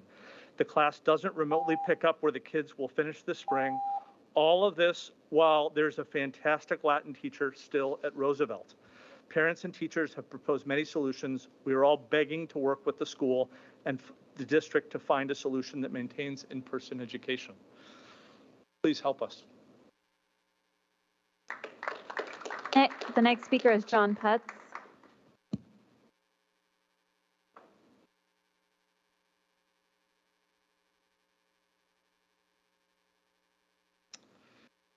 Hello, my name is John Putz. I have 3 children in Seattle Public Schools, including 2 at Roosevelt.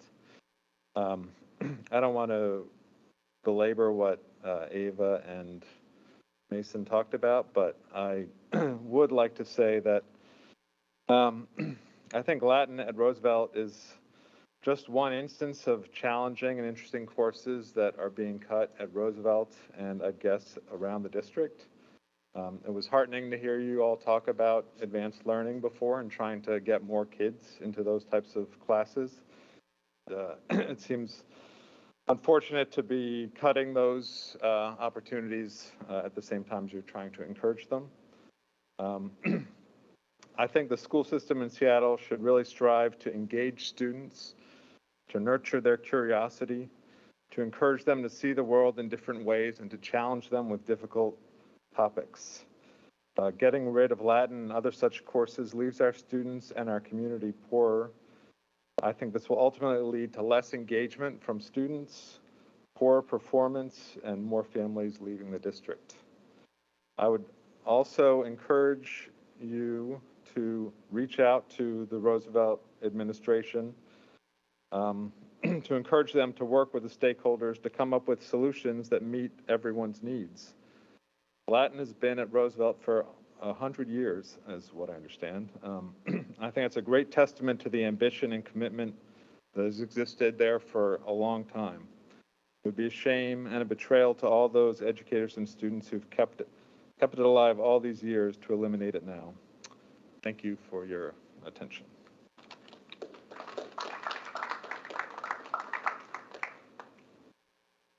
The next speaker is Tracy Buckingham. Tracy Buckingham. While my child is not eligible to ride the bus, I want to advocate for safer busing. I am currently the family support PTSA person at my daughter's school, Hazel Wolf K-8. First Student has consistently put students at risk and was even sued in 2016 and paid $11.5 million to settle its critical safety violations in San Francisco. In Seattle, First Student has a record of repeated critical violations that it recently settled. And while that settlement was far less, it has a history of not reporting problems, like not reporting bus accidents to the parents, not following the protocol of checking driver's license, or backgrounds or substance testing. First Student was fined $396,000, settled for $198,000, but only pays $68,000 now, and with the rest waived unless they are repeat critical violations within 3 years. Are we really going to renew until it's too late and something unthinkable happens? Why are we waiting for it to be bad enough? It is clear that is where we are headed. First Student is a poor district partner that has repeatedly proved they will mislead and cover up problems instead of recording and taking the steps to ensure that it won't happen again. Zoom, on the other hand, was founded by a working mother, an immigrant woman, who is exactly who we say we are trying to highlight and focus on. It makes sense for SPS to follow their standards of practice and take that into account when choosing a district partner for their contract. San Francisco and Oakland switched from First Student to Zoom, and it is improving transportation there. In contract bidding, SPS did not consider wheelchair accessible buses or differences among bus types, even though Zoom's wheelchair busing was much cheaper. According to Zoom, that makes their contract $7 million cheaper, and you can see it, Northwest article by Dalton Day. Please give our students safe busing. Thank you. The next speaker is AJ Calhoun. AJ Calhoun.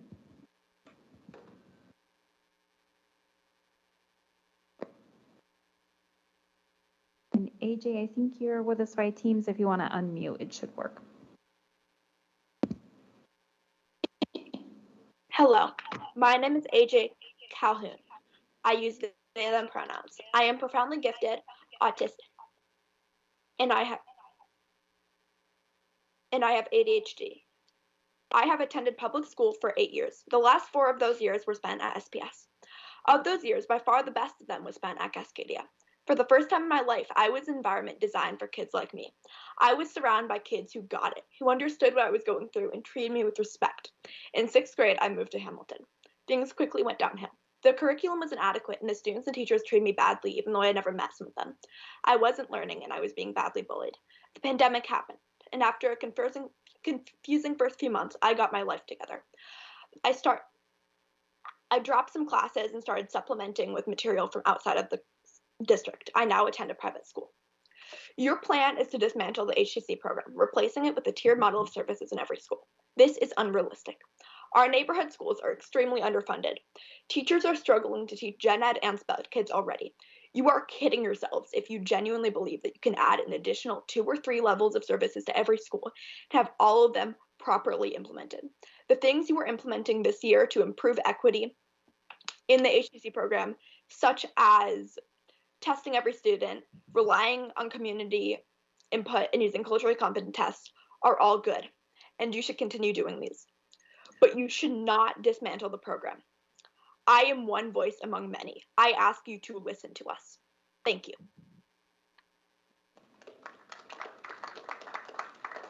The next speaker is Mary Ellen Russell. Mary Ellen Russell.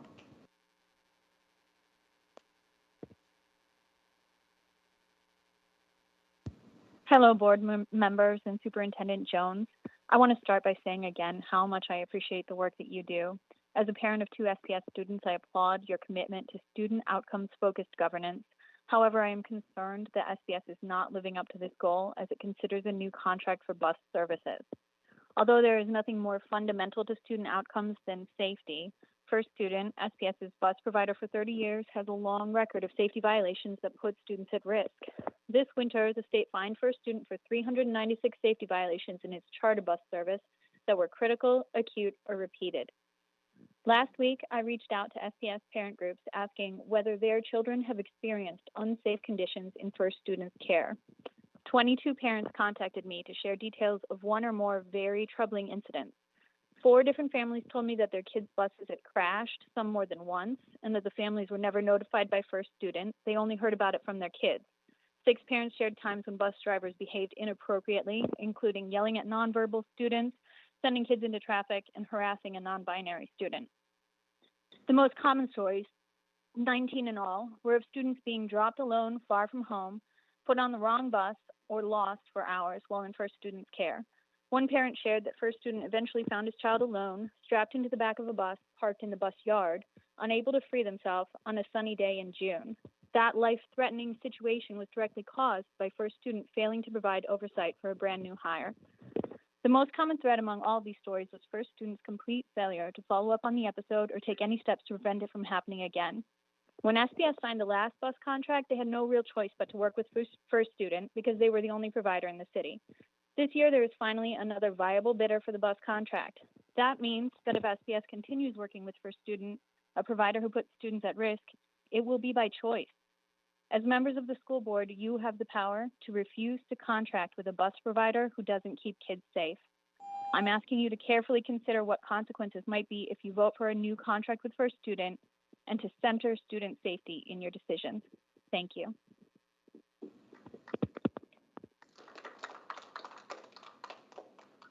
Next is Andrew Cooper. Andrew Cooper. Thank you. My name is Andrew Cooper. I'm a parent of a kindergartner and a 2nd grader in SPS. First, I'd like to thank Superintendent Jones for choosing to continue with the 2-tier bell schedule, and to Directors Rivera Smith and Song Maritz for their leadership on this issue. If SPS wants the public to understand and support its policy decisions, it must become more transparent. We've heard this echoed again and again today. And this isn't just for decisions about bell times. This cuts across all policy decisions. Transparency is especially important when it comes to statements regarding equity and the district's move to become an anti-racist educational system. The district can't just say equity is driving the decision. They must show how it is driving the decision. They must collect data, analyze the data, and then most importantly, show the public the journey they went through to arrive at the final decision. This is what will allow for fruitful discussions about the proposal, build trust, and help bring groups closer to consensus. This is what teachers tell students all the time: show your work. Students show their work so that teachers can understand the process the student took to get their final answer. The teacher can then tailor discussions to target very specific areas. In special education, teachers collect reams of data and then walk the family through that data and those analyses so that everyone involved can understand and discuss why specific recommendations are being made. This is what allows the group to reach a consensus on what is best for the student. It's time for the district to start showing their work. Teachers expect students to show their work. Families expect teachers to show their work. It's time for the district to be held accountable to the same standards. Be transparent and show your work. Thank you for your time, and I look forward to future opportunities for community engagement in your decision-making process.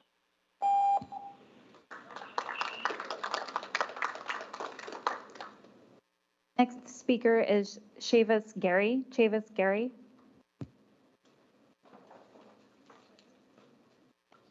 Hello. In my 10 years working at Cleveland, I have never before seen our community so hurt, angered, and betrayed as we are now, having been removed from the process of selecting a school leader we trust. After learning of our abrupt leadership change last week, I can no longer tell our students and their families that it will be okay at our school. Please prioritize what our students, families, and staff at Cleveland are asking for. We want to have a school leader of our choosing that we trust and believe in. Catherine Brown already exists. We want her back next year. She wants to be back next year. If you are unable to meet our needs by welcoming her back, how will you open up the interview process so that her replacement is chosen by the Cleveland community? Please don't break what has taken so long to build. I cede the rest of my time to Trayvon Mitchell.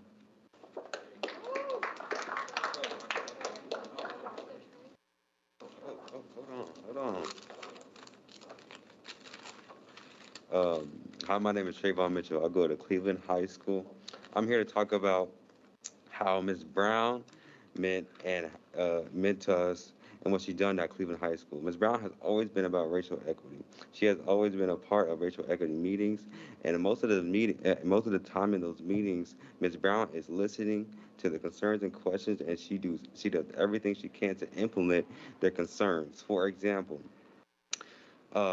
8 out of her 18 years at Cleveland High School, she has been an administrator leader. In 2015, just the start of her being an administrator, suspicious rate was 4.1%. Most were black.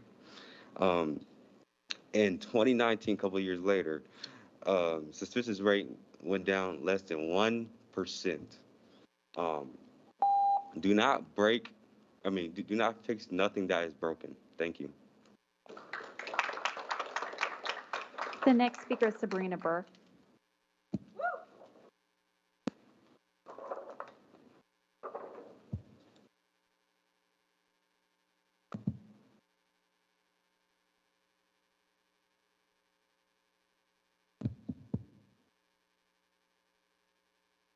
In this district, you hear a lot of talk about engagement and student voice. Truth is, student voice only matters when it's tied to a district narrative or agenda. To say I'm upset over the wrongful appointment of Marnie Campbell at Cleveland High School, actually, I have lost all hope and faith in positive change. Dr. Jones, how could you? I truly bought the Kool-Aid that you cared about our students, respected their voice and lived experiences. Clearly, you do not. You also fed us untruth and false narrative as to who this white woman is in your letter, as to if this district has no memory. You heard our youth. You failed them big. And what about the Cleveland staff who have been holding it down under extreme challenging conditions? Do they matter? Who did you listen to, Brent, in making this awful decision? The very people recycling bad leaders back into our buildings after they do harm to our children? And if you want to know why Black families and families of color choose not to engage in this district, this right here is why. This is like a domestically violent relationship where the violent is emotional abuse roller coaster. On Monday before their prom, you sent out a BS letter to staff and families after months of waiting. Federal investigations for special education, working against ethnic studies, dismissed and discounted sexual assault victim, low climate surveys. We need to do better, and we need to bring back the promise Dr. Nyland did, that there would be no appointments in Southeast Seattle. Our students and our families and our staff deserve a say. The most important decision you make is who leads our buildings. And if they're not tied to our community, they're doing harm, and we need to stop doing harm to our children.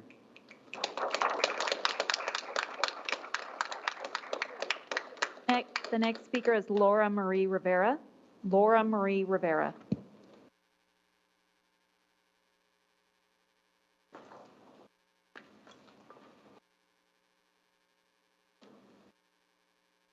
Laura Marie Rivera. If you're on the phone, please press *6 to unmute. I'm going to move to the next speaker, Joe Donahoe.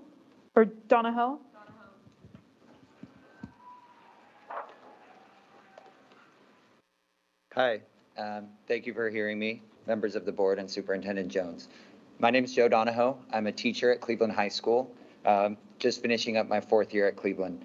I'm speaking for myself, but I also would like to point out that there's a contingent of 35 other concerned students and families out in the lobby that you keep hearing to cheer. I've got this shirt from Chev Gary that he was wearing as well, that at Cleveland we do different better, and I think you've seen that today, that we rally together as a community. As a school and learning community, we still haven't been given any direct information about the circumstances and reasoning underlying the decision to replace Catherine Brown as principal. So I would like to give some reasons that I think Ms. Brown is the paragon of a good educator, a good administrator, and exactly what the district says they stand for in furthering students farthest from educational justice. Ms. Brown has a reputation as a very demanding but fair evaluator. The observation feedback I've received from her is more in-depth, caring, and helpful in developing my practice than any I ever received at any other point in my teaching career. She's the definition of what makes a good educator, and she truly walks the walk when it comes to centering families furthest from educational justice. And you've seen that in the support that she's receiving today. At the beginning of the year, I found out weeks before UW registration was due that we had lost a grant application that had been given to students to register for UW credit, and it was grant money that was given to students on low income so that they could receive credit from the University of Washington for my class. Ms. Brown helped me to find $10,000, $5,000 from the PTSA and $5,000 from the school budget in order to support 31 students to register for the University of Washington. And all of them are going to receive those credits today. They all passed the class, and that's thanks to Ms. Brown. I'm out of time, but I hope that you remember that in 2011, the board reversed a similar decision to replace a principal, Martin Flo, at Ingram High School. And I just ask that you think about doing the same again to repair some of the harm that's been caused to our community. Thank you. The next speaker is Liz Hepner. Liz Hepner.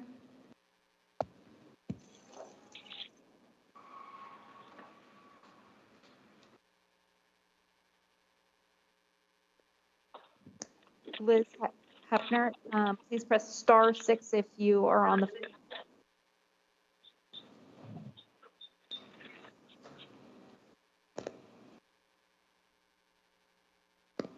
One more try. Liz Hepner, looks like you need to press *6 to unmute on the conference line. Okay, I am gonna go back through one more time on those we didn't hear from. Hello? Oh, is that Liz? Hi, sorry. Good evening, speakers and student speakers. Good evening, school board members. Good evening, Superintendent Jones, other attendees. I'm speaking today regarding the Cleveland High School principal hiring. I'm speaking as a parent. My son graduated from Cleveland in 2020, and my daughter is a current sophomore at Cleveland. Both my kids have attended SPSs in our Beacon Hill neighborhood since kindergarten. I'm also speaking as an experienced public high school educator. As a parent and as an educator, I have witnessed that when students, school staff, and families are stakeholders in the decision-making about their school leadership, that leadership is the strongest it can be because it fits and serves the needs of the community.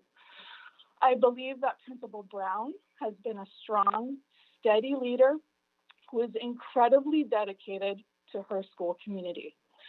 She communicates with clarity and consistency and has shared the facts essential for families to know, particularly throughout the incredible challenges of COVID. When I got an email last week from the district informing me that Catherine Brown was to be replaced by Dr. Marnie Campbell, I was baffled.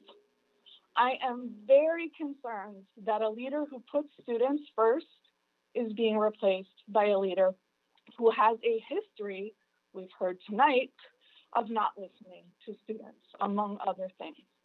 I am concerned that there is more to this story that is being covered up. I am most concerned that students, school staff, and families have absolutely no voice in determining who is the best fit to lead Cleveland. I'll close by saying I've heard some incredibly powerful and articulate student voices this evening, and my just love and appreciation to you students who have spoken. I'm awed and inspired, and I hope our school district leaders are listening. Thank you.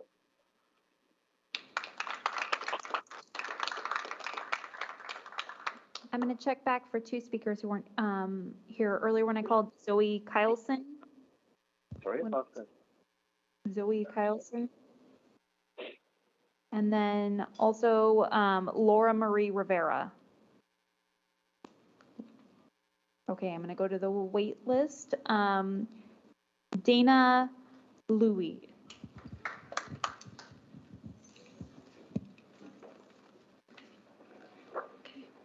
Good evening, my name is Dana Louie and I'm currently a junior at Cleveland STEM High School.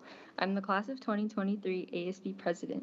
My freshman year, Ms. Brown was my vice principal for the Souls Pathway. I view her as a strong, independent leader. She creates a warm and welcoming presence when she steps into a space. I played on the Cleveland girls basketball team this year and Ms. Brown would watch our games. I would see her in the crowd and it made me feel supported, and I remember seeing her at an away game at the Lakeside High School. Miss Brown has worked at Cleveland for 18 years and earned her way up to her dream job, being our principal. She is familiar with our school culture, staff members, and community. Cleveland is ran differently than other SPS high schools. We are a choice school with a STEM pathways, and our student body is predominantly BIPOC. I felt safe knowing my school was in good hands when Miss Brown got promoted to being Cleveland's principal.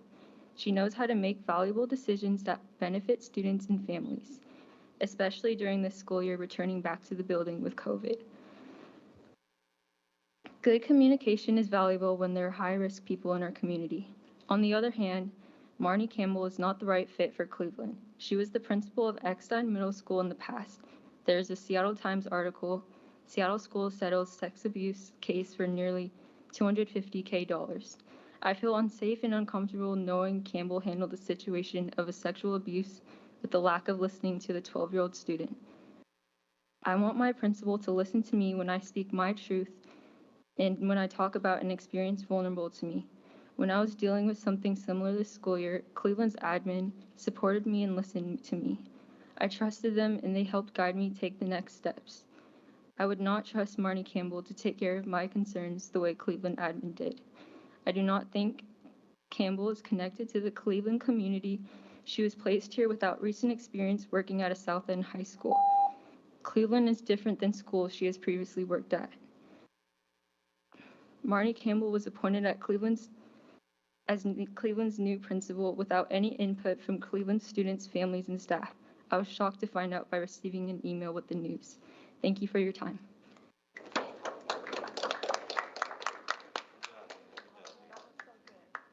The final speaker today will be Jonah Reby.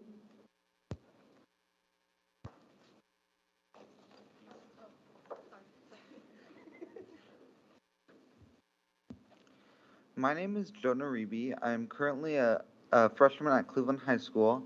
I've been an SPS student since kindergarten. I have an IEP and I have diagnosed dysgraphia as well as ADHD. A lot of my prior schools lacked resources and staff to help me grow academically.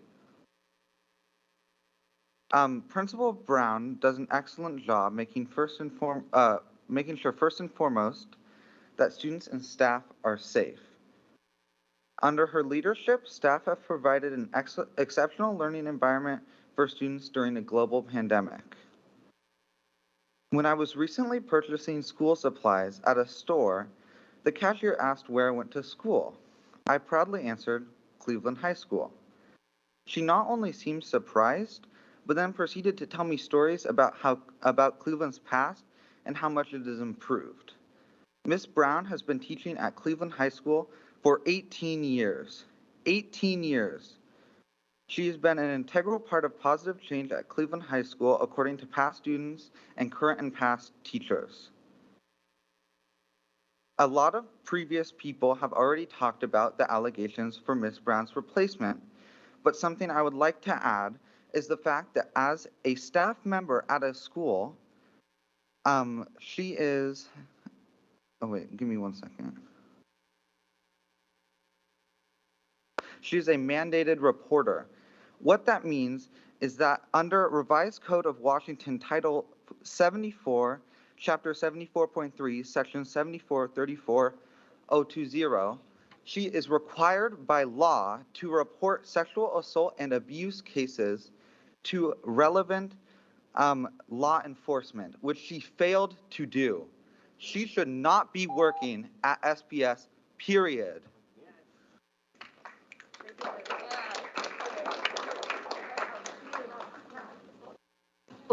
That was the 25th speaker for tonight.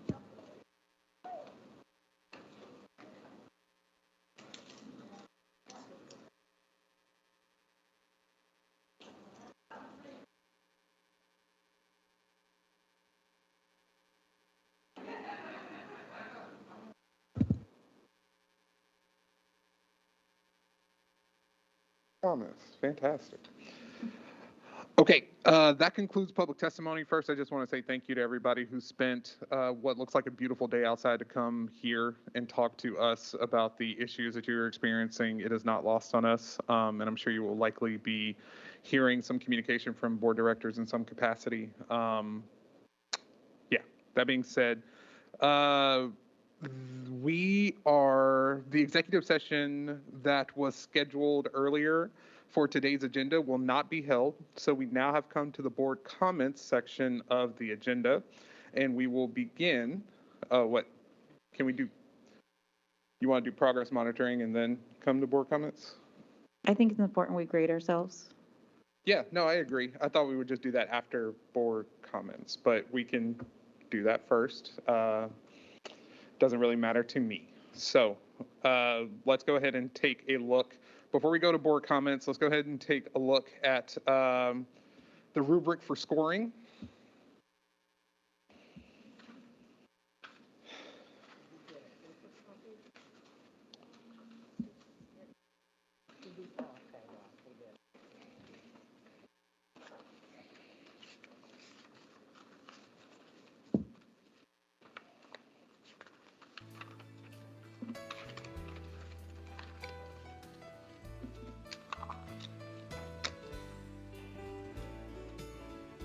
Okay. So take a moment and familiarize yourself with the rubric. Everybody here should know how to utilize it. If anybody needs additional context, I'm more than happy to provide it. We are about, for those of you who are listening out in the audience, this practice is what comes after progress monitoring, where the board does a self-evaluation to determine whether we were on track with doing what we need to do in terms of communicating effectively about student outcomes, or if we need additional work in specific areas. So let's take about 5 minutes, well, not 5 minutes, but take just a minute to familiarize yourself with the document, and then I will lead us through our self-evaluation process.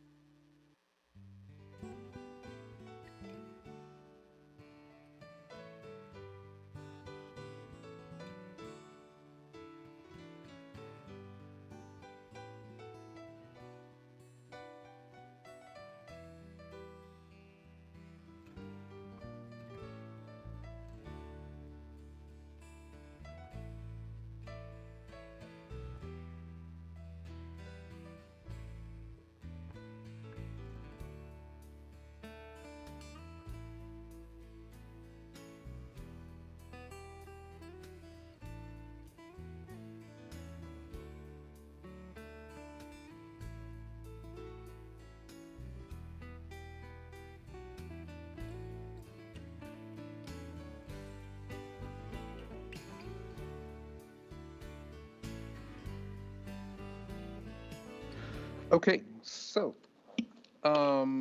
we will now engage in a brief conversation about these items. I will just ask, I think for the efficacy of time, I will just go through and say ineffective monitoring, approach effective monitoring, highly effective monitoring. If you selected the portion within any of those groups as related to the y-axis of the progress monitoring grid, just indicate that. So first one is preparation. And given the fact that we, still are working toward getting this document a week in advance, did anyone select ineffective monitoring or preparation?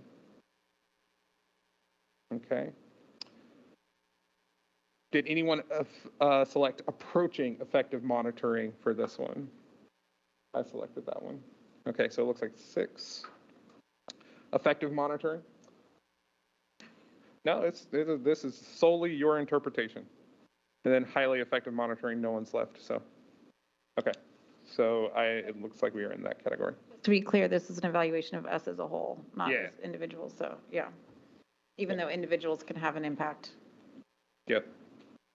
Thank you for that clarity, Director Hampson. Okay.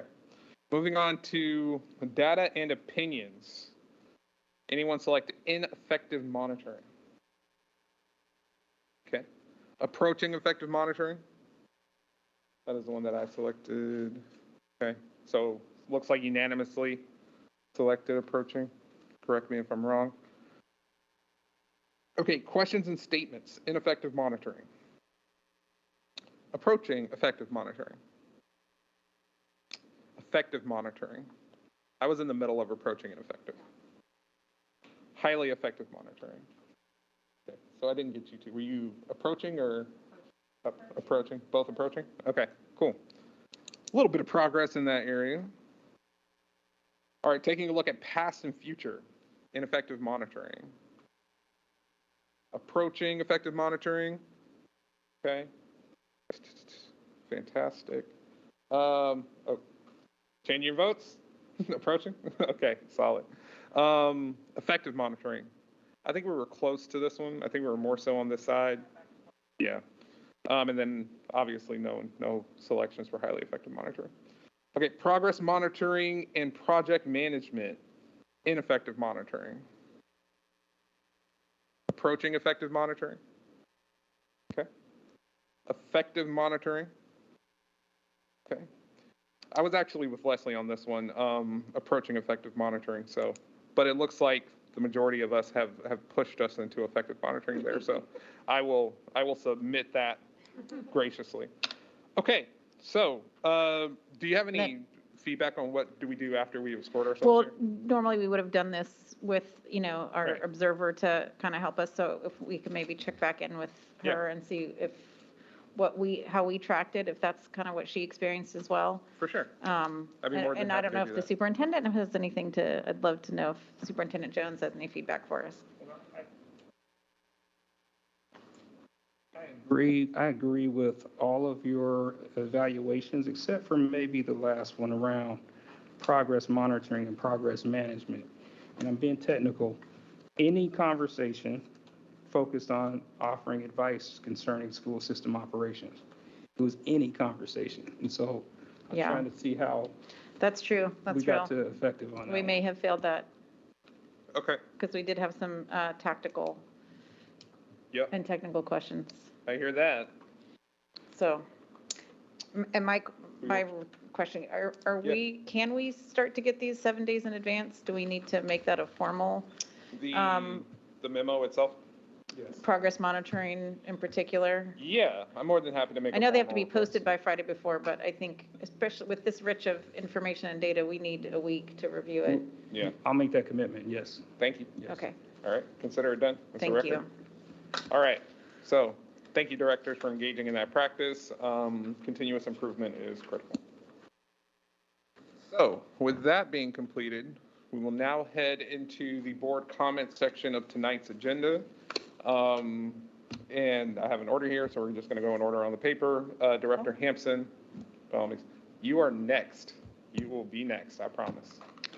All right, go ahead, Leslie. Appreciate that. Thank you so much.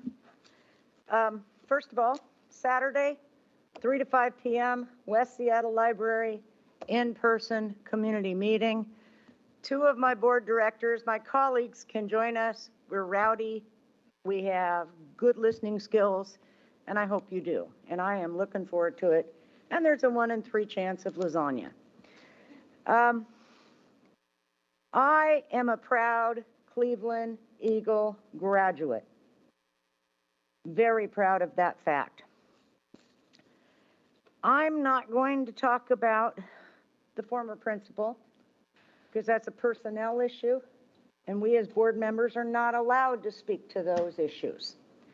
I am, however, going to talk about how we select the most important linchpins in our district school leaders, and how over the years has gone up, down, and around as to how that happens, and inconsistent practices in a very big way. Now, Lord knows the pandemic has absolutely hampered our bandwidth, no question about it, but I appreciate the gentleman bringing up the Martin Flo 2011 issue very much.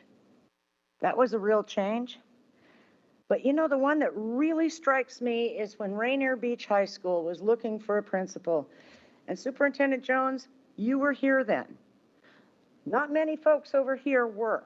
You and I were here. We watched it. We watched the PTSA moms show up in their orange shirts every one of the meetings and spoke their truths.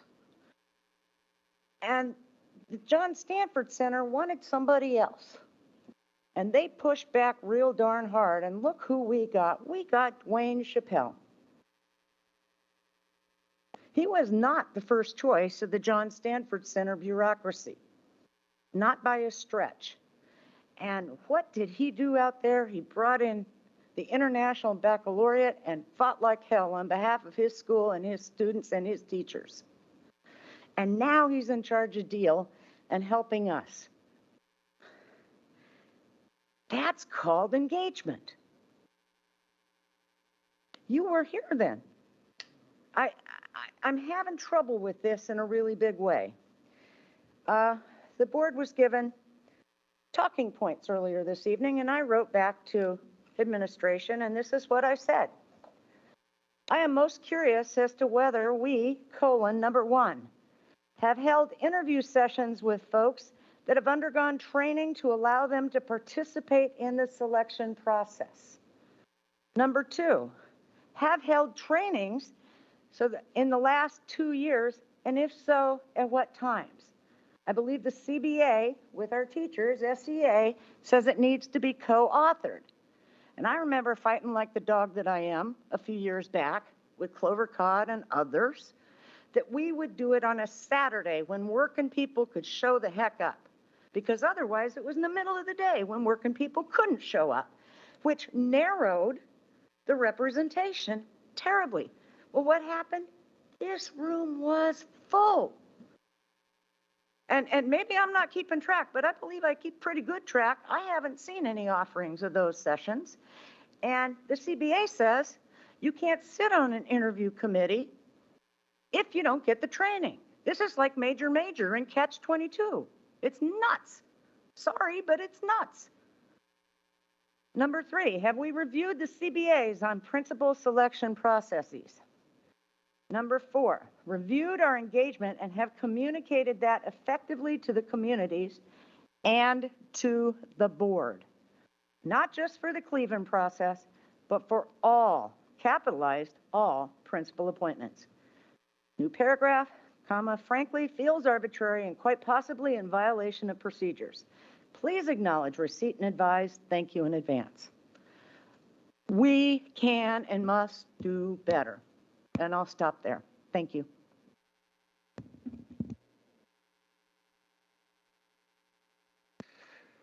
Okay. I'm not gonna pretend to go in any order. So we've blown that out of the water. Anybody else ready to give their comments at this time?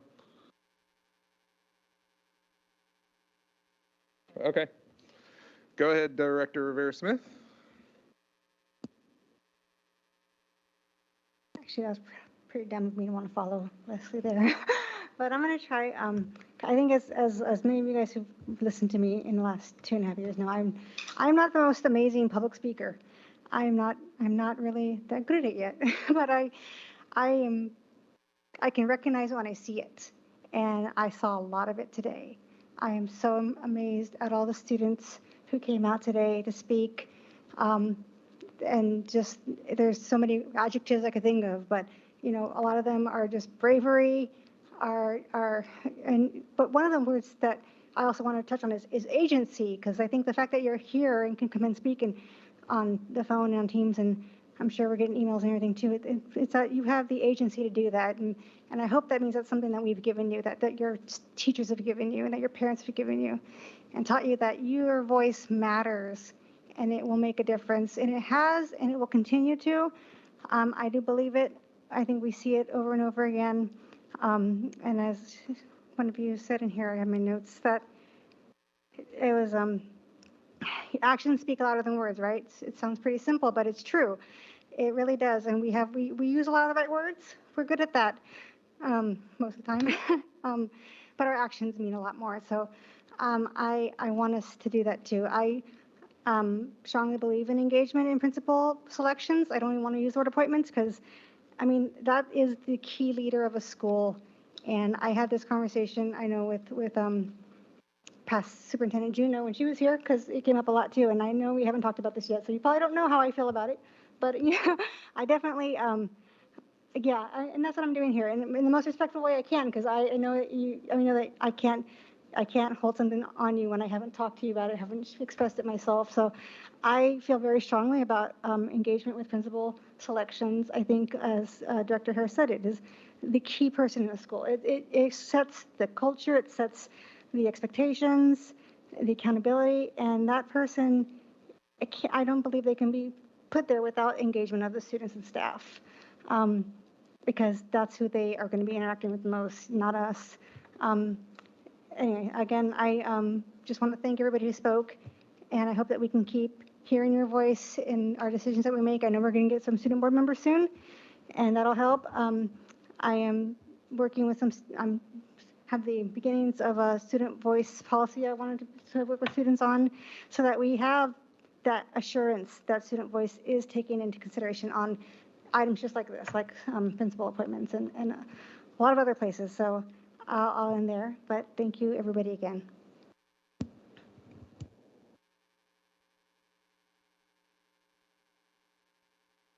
Anybody else ready? Go ahead, Director Sommeritz. Thank you. Cleveland High School students, staff, and family, I don't know you yet, and I really thank you for coming tonight because I have seen who you are and it's made an impression. And I'm really sorry that it's in this context, but again, thank you very much for coming and testifying this evening. With regard to the decision around bell times for the 22-23 school year, I am grateful to Dr. Jones for his leadership in demonstrating flexibility and responsiveness. We still absolutely need to address our district's operational and financial challenges related to bus transportation, and community feedback was instrumental in shaping this decision, and I hope to continue to hear from students, staff, and families on how our transportation service disruptions in the fall will impact them, and more broadly, how their prior transportation experiences, including any safety and reliability concerns. Last week, as I mentioned before, I attended a day-long retreat with fellow members of our oversight committee for the Family Education, Preschool, and Promise Levy, and we did a data deep dive. And while we all saw the sobering impact that the pandemic had on academic outcomes for our K through 12 and graduating students, I believe that this clarity can also empower us to make strategic investments as well. So I am very grateful for the partnership with the City of Seattle, Department of Education and Early Learning, fellow committee members, and of course the voters and taxpayers of Seattle for this huge financial investment in our city's youth and their futures. It's Asian American Pacific Islander AAPI Heritage Month, and I want to highlight today the contributions of one AAPI Seattleite, a Seattle Public Schools graduate, Wing Luke. As the first person of color to serve on City Council, he was instrumental in Seattle's passing of an open housing ordinance in 1963. And while even today we continue to grapple with the legacy of redlining in Seattle, he played an instrumental role in dismantling racist laws and policies in Seattle. We have an elementary school named for him, and yesterday I convened at the Wing Luke Museum of the Asian Pacific American Experience in Chinatown, ID, with fellow AAPI community members and Jewish community leaders to talk about collective action that we can take on anti-hate and social justice issues. These are communities that historically have experienced hate and violence. And then this convening was actually planned before the horrific shootings this past weekend in Dallas and Buffalo. And of course, they weighed very heavily on our minds. And I've been reflecting on what brought me here, literally to this dais. After the Atlanta spa shootings and the rise of anti-Asian hate during this pandemic, I felt compelled to bring AAPI representation to our Seattle community, specifically to our school board. And I've been reflecting on now what? Two things that are emerging for me. Tactically, this accused shooter in Buffalo threatened violence against his school. Someone in his school district brought this to law enforcement. Currently, 19 states, including Washington State, have red flag laws. A family member or law enforcement official can petition to temporarily take away the firearms of a loved one or a member of the community in a mental health crisis who may harm themselves or others. This law does exist in New York, and unfortunately, it didn't protect that community in Buffalo. I am wondering, however, if we need to empower school administrators. And certainly there is an opportunity for community education that these options exist. More broadly, I believe the shooting in Buffalo underscores exactly why we need to talk about racism in schools. Too many people are receiving their schooling about race in racist media. Thank you. Thank you, Director Sommeritz. Go ahead, Director Rankin. I am going to focus explicitly on policy in my comments right now. The first is to reiterate what I mentioned earlier about inclusionary practices. As people may or may not know, we have a current model for providing special education services that is proven to be full of bias and relegate students to exclusionary settings, in particular students of color with disabilities. It's disproportionately racist. It removes students from engaging with their peers in learning, and it's a model that was that doesn't meet current best practices or the needs of students. And so you may have missed, I know everybody tunes into budget meetings, but you may have missed the end of our last budget session when our Director of Special Education and Inclusion mentioned that this current service model is being eliminated. And there's so many other things going on that are big and important, but this is big and important too. And the really exciting thing is that it's being discussed now and in partnership, and has been being worked on in partnership with educators and families about what a new model might look like. But the most important thing is centering the needs of students and moving away from a model that focuses solely on staffing ratios. That's not policy, but what is policy is we have an instructional philosophy policy, a special education policy, and a couple other policies that have to do with services for special education students. And so we've been discussing it in committee, and staff has been working, and I will be bringing that bar forward before the end of this school year. And so the policies, the related policies, staff is doing engagement with different groups, especially some groups that worked with us on the isolation and restraint policy revisions. And I wanted to do some opportunity for board engagement to just talk to community about the policy level changes. And so again, I'm working to schedule those with the board office, and I will be inviting directors to join me and try to schedule them at different times of day so that people can just come and see the proposed amendments and have a chance to give some feedback and make sure that the community values are reflected in those proposed policy changes. As far as the bell times go, I also want to thank Superintendent Jones for making what I'm sure was a difficult decision to pull back on something that had started to roll forward. And recognizing that there had not been sufficient engagement or evaluation to move that forward at this time. But I do want to really note that the underlying challenge hasn't been solved. And that challenge is that more students are currently eligible for transportation than can currently be served with the staffing available on 2 tiers. That problem is not going to go away by having pushed this decision off. So by state law, I just want to be super duper clear. By state law, school districts must provide transportation to all students who are eligible. That is state law. District policy is what determines the eligibility of students. So the board is responsible for the transportation policy and the annual review and approval of a document called the Transportation Service Standards.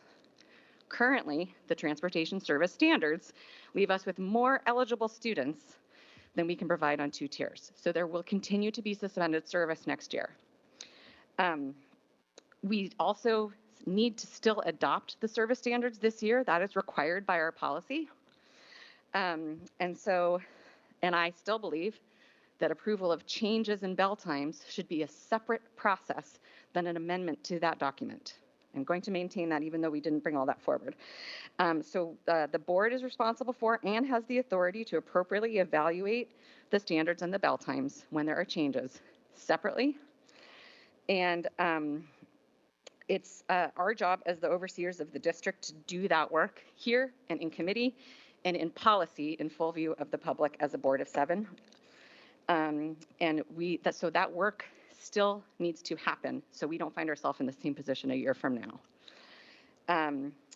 The last thing is sort of a legislative update, but I just want to say that now is the time for communities to think about the next legislative session. It's a budget session. It's big.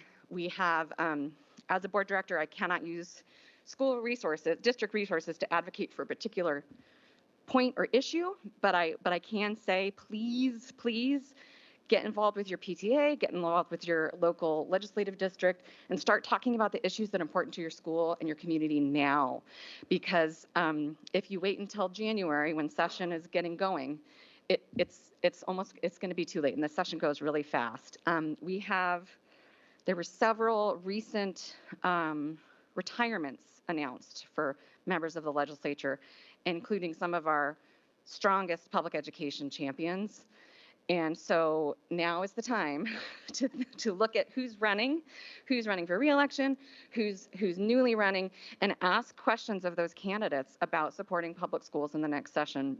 Reach out to me, reach out to other board directors, reach out to your legislative chair at your PTA, and figure out the really important issues so that we are having those conversations with elected officials about our priorities now.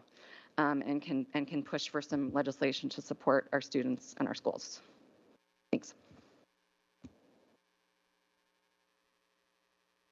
Please. Hey, Sabrina. Hey, Concy, Brandon.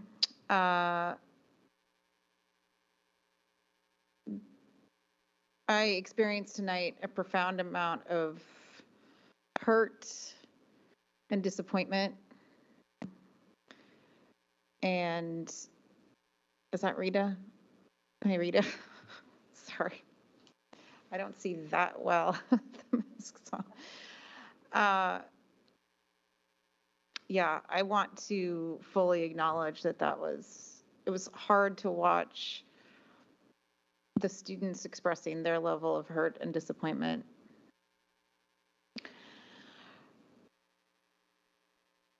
I'm really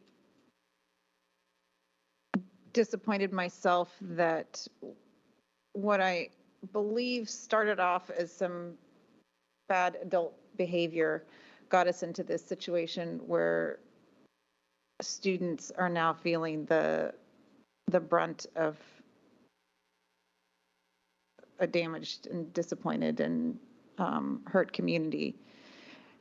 And I also know that I'm not the one that will have anything to do with solving that, other than the importance of acknowledging the reality that families and students are experiencing.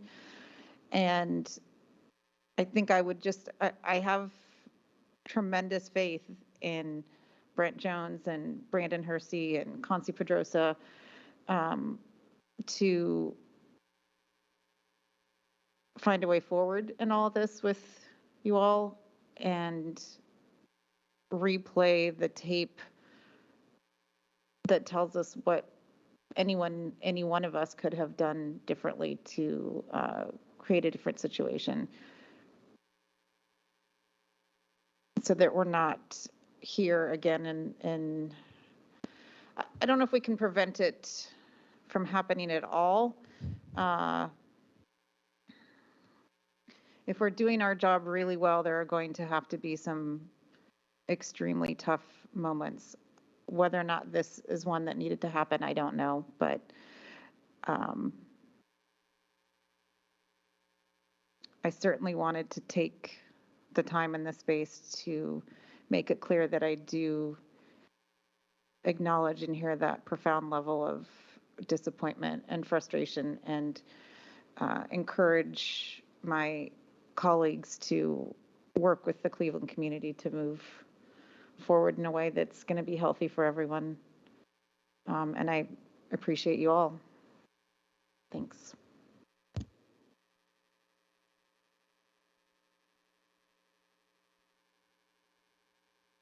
Okay, let me wrap us up so that folks can get out in the sun.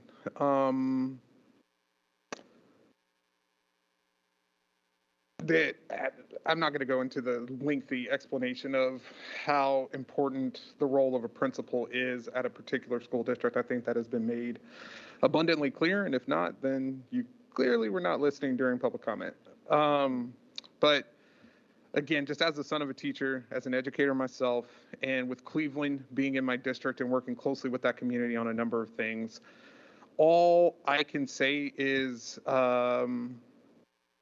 there's a real opportunity here, right? First, acknowledging the truth of what was shared with us tonight, and that there are many truths in this context. There's the very real truth of the students that we heard from. There is a very real truth that per policy, Superintendent Jones has the authority to do that, right? I'm not commenting on the, the choice in and of itself, but we are existing in a very murky area around if we do this here, which community engagement is the forefront and the cornerstone of what I believe the role of a board director in a school district should be, we also need to be prepared for the entire system to do that, right? If that is the direction that we want to go, that we can't just have an unspoken agreement. That is policy work of the board. Like, that's policy, you know what I'm saying? So that's on us to create the conditions for those types of things to happen. And so what I don't want us to do is to sit on the dais and flog each other for a decision that was fully in the bounds for a person to make. That doesn't mean that we have to agree with it. And if we feel differently, we have pathways to change that, right? Rita and Sabrina, y'all know that y'all got my number on speed dial. Let's have a conversation. Let's figure out a productive way to move forward. And I would be surprised if the leadership was not interested in having that conversation. Okay? And I appreciate all that y'all have done in bringing the students here. That is primary. That is, well, okay, no, you know what I mean. You know what I mean. In the support that you give to that particular student group to empower their voices to bring themselves here because they are grown. I appreciate it. What I am saying as a director, as I am the genesis of change, if we as a director, right, the power that we have is to have a conversation about how do we codify our commitment to community engagement in these particular instances. We talk about it all the time. We throw community engagement around like it's a weapon when it should be the cornerstone of everything that we do. And so we have an opportunity here to analyze the way that we do things and to impact policy because that is our role. What I don't want to happen is for this to, exist in a vacuum to where we all sit up here, we say, we hear you, and then, nobody really interacts with the solution except for the Black folks, frankly, that live in our part of town. And I just want that to sit in. We will solve this like we always do. And by we, I mean the African American community in District 7. But all of us cannot absolve ourselves from the roles that we play here. And I just all want to remind us that we determine policy as a board. And the way that policy exists right now is the way that policy exists right now. If we don't like it, it's on us to change it. So when we change it, all of us going to be held accountable to that. And I just want to make that very clear. Because words mean nothing. What we say up here on the dais, that's not going to change the experience of those people out there. But what we can do is look at what is actually in our power to codify our commitment to community engagement. Instead of pontificating and using it as an opportunity, in my opinion, to virtue signal without necessarily having a plan on how we're going to fix it. Because we have to be able to do that as a leadership team, the board in coordination with the superintendent and senior staff. So what I can commit to all the students who I presume are off doing homework or being great kids somewhere, I will engage with this community to figure out what is a viable pathway forward, and I am sure that I will not be the only representative from the school district that will do that. What I'm asking from board directors is to consider, and we will have a conversation, maybe at a retreat, I don't know, I'm gonna have to figure out the proper way to do it, because this is not the first time that this has happened. It feels as though, based on what we've heard, it's happened a lot, and nobody's done anything about it. Nobody's done anything about it. I've been here for like 20 minutes, 2 years, but like 20 minutes in the grand scheme of things. So let's do something about it. Y'all want to do something about it? Great, that's what we do. So I'm excited. Apparently Director Rivera-Smith has the solution. So I look forward to it. Yeah, by all means. First of all, I want to acknowledge Sabrina and Rita. I think our Cleveland student showed us what emerging adult leadership looks like. I often feel like sometimes when I'm sitting on the dais that there are decisions that adults have made that are not on the dais that then we on the dais have to grapple with. That is completely changeable. Adults get to choose how decisions, how input for decisions that need to be made happens. I feel like the bell time transportation situation is an example of a flawed process. And it did not have to be that way. And thankfully, we have a leader who recognized, you know what, we cannot ram this down the throats of the families of Seattle Public Schools. That's what, for the families in the room, your superintendent did. He said, time out. Sometimes that has to be done, but I would like to put forth that if we do our work in the first place, he doesn't have to say time out. It should not have to take hundreds and hundreds of people to raise their hands and say to us, this is not a good decision for students. This was a financial decision. And yes, we have a finite amount of money. This is true for the parents in the room.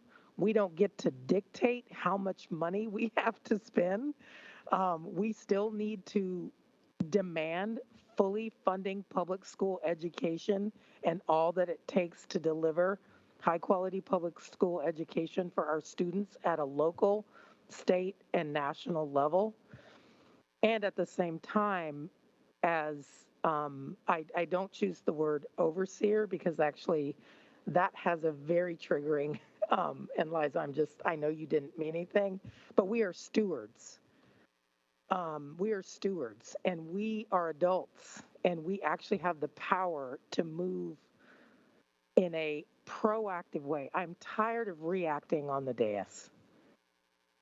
We are constantly reacting based on adult decisions. We have got to start becoming proactive. We're not modeling to the next generation what effective leadership looks like when we are always in reactive mode. And I'm confident that those of us who have been elected, I don't like to work in a animus way. It's not how I work at King County. I'm a collaborative colleague. I want to sit down at the table and have conversations so that when board meetings happen, I'm not surprised and feel like I've got to defend something that I actually don't even know how to defend. And so I'm hoping that moving forward, I think this example of students coming out, it is possible for those of us in the room who may have more knowledge about the situation to have a truth, but those students also have a truth. And we cannot dismiss their truth because adults happen to have personnel information that may have influenced a decision. It doesn't mean we dismiss students' truth. I think if anybody knows best what students needs, it's the students, particularly when they get to high school. If we, as stewards of this district, have educated our students, that young woman, by the time she gets to 11th grade, she is able to make sound, rational decisions. And yes, part of that is her family, but it's also the education she's gotten in this district. We have to believe students. I cannot sit here and say, I think all of these people wasted a perfectly good day of weather to come out and protest for lies. I don't believe that. I believe they spoke the truth. I believe they know what they're talking about. They may not understand why the principal was dismissed, but they know what their school needs, and what they're asking from us is to have a voice, to have their voice be listened to. And we can do that as adults. It's about a decision. We can choose to say, yes, we're going to listen and engage with them, or no, we're just going to make our adult decisions because we know best. That's what it feels like sometimes. And to me, and I can imagine that's what it feels like to students. So what my hope is, we have had a month of really difficult, challenging, I think unavoidable conflicts. And I hope that the adults, we can actually sit back and reflect and say, what can we do differently? Or are we just going to keep doing it like this? This is embarrassing, in my opinion. It can't just be business as usual. We've got to lead in a different way. We've got to show the students what effective leadership looks like. Otherwise, we're not doing our jobs and we're failing them.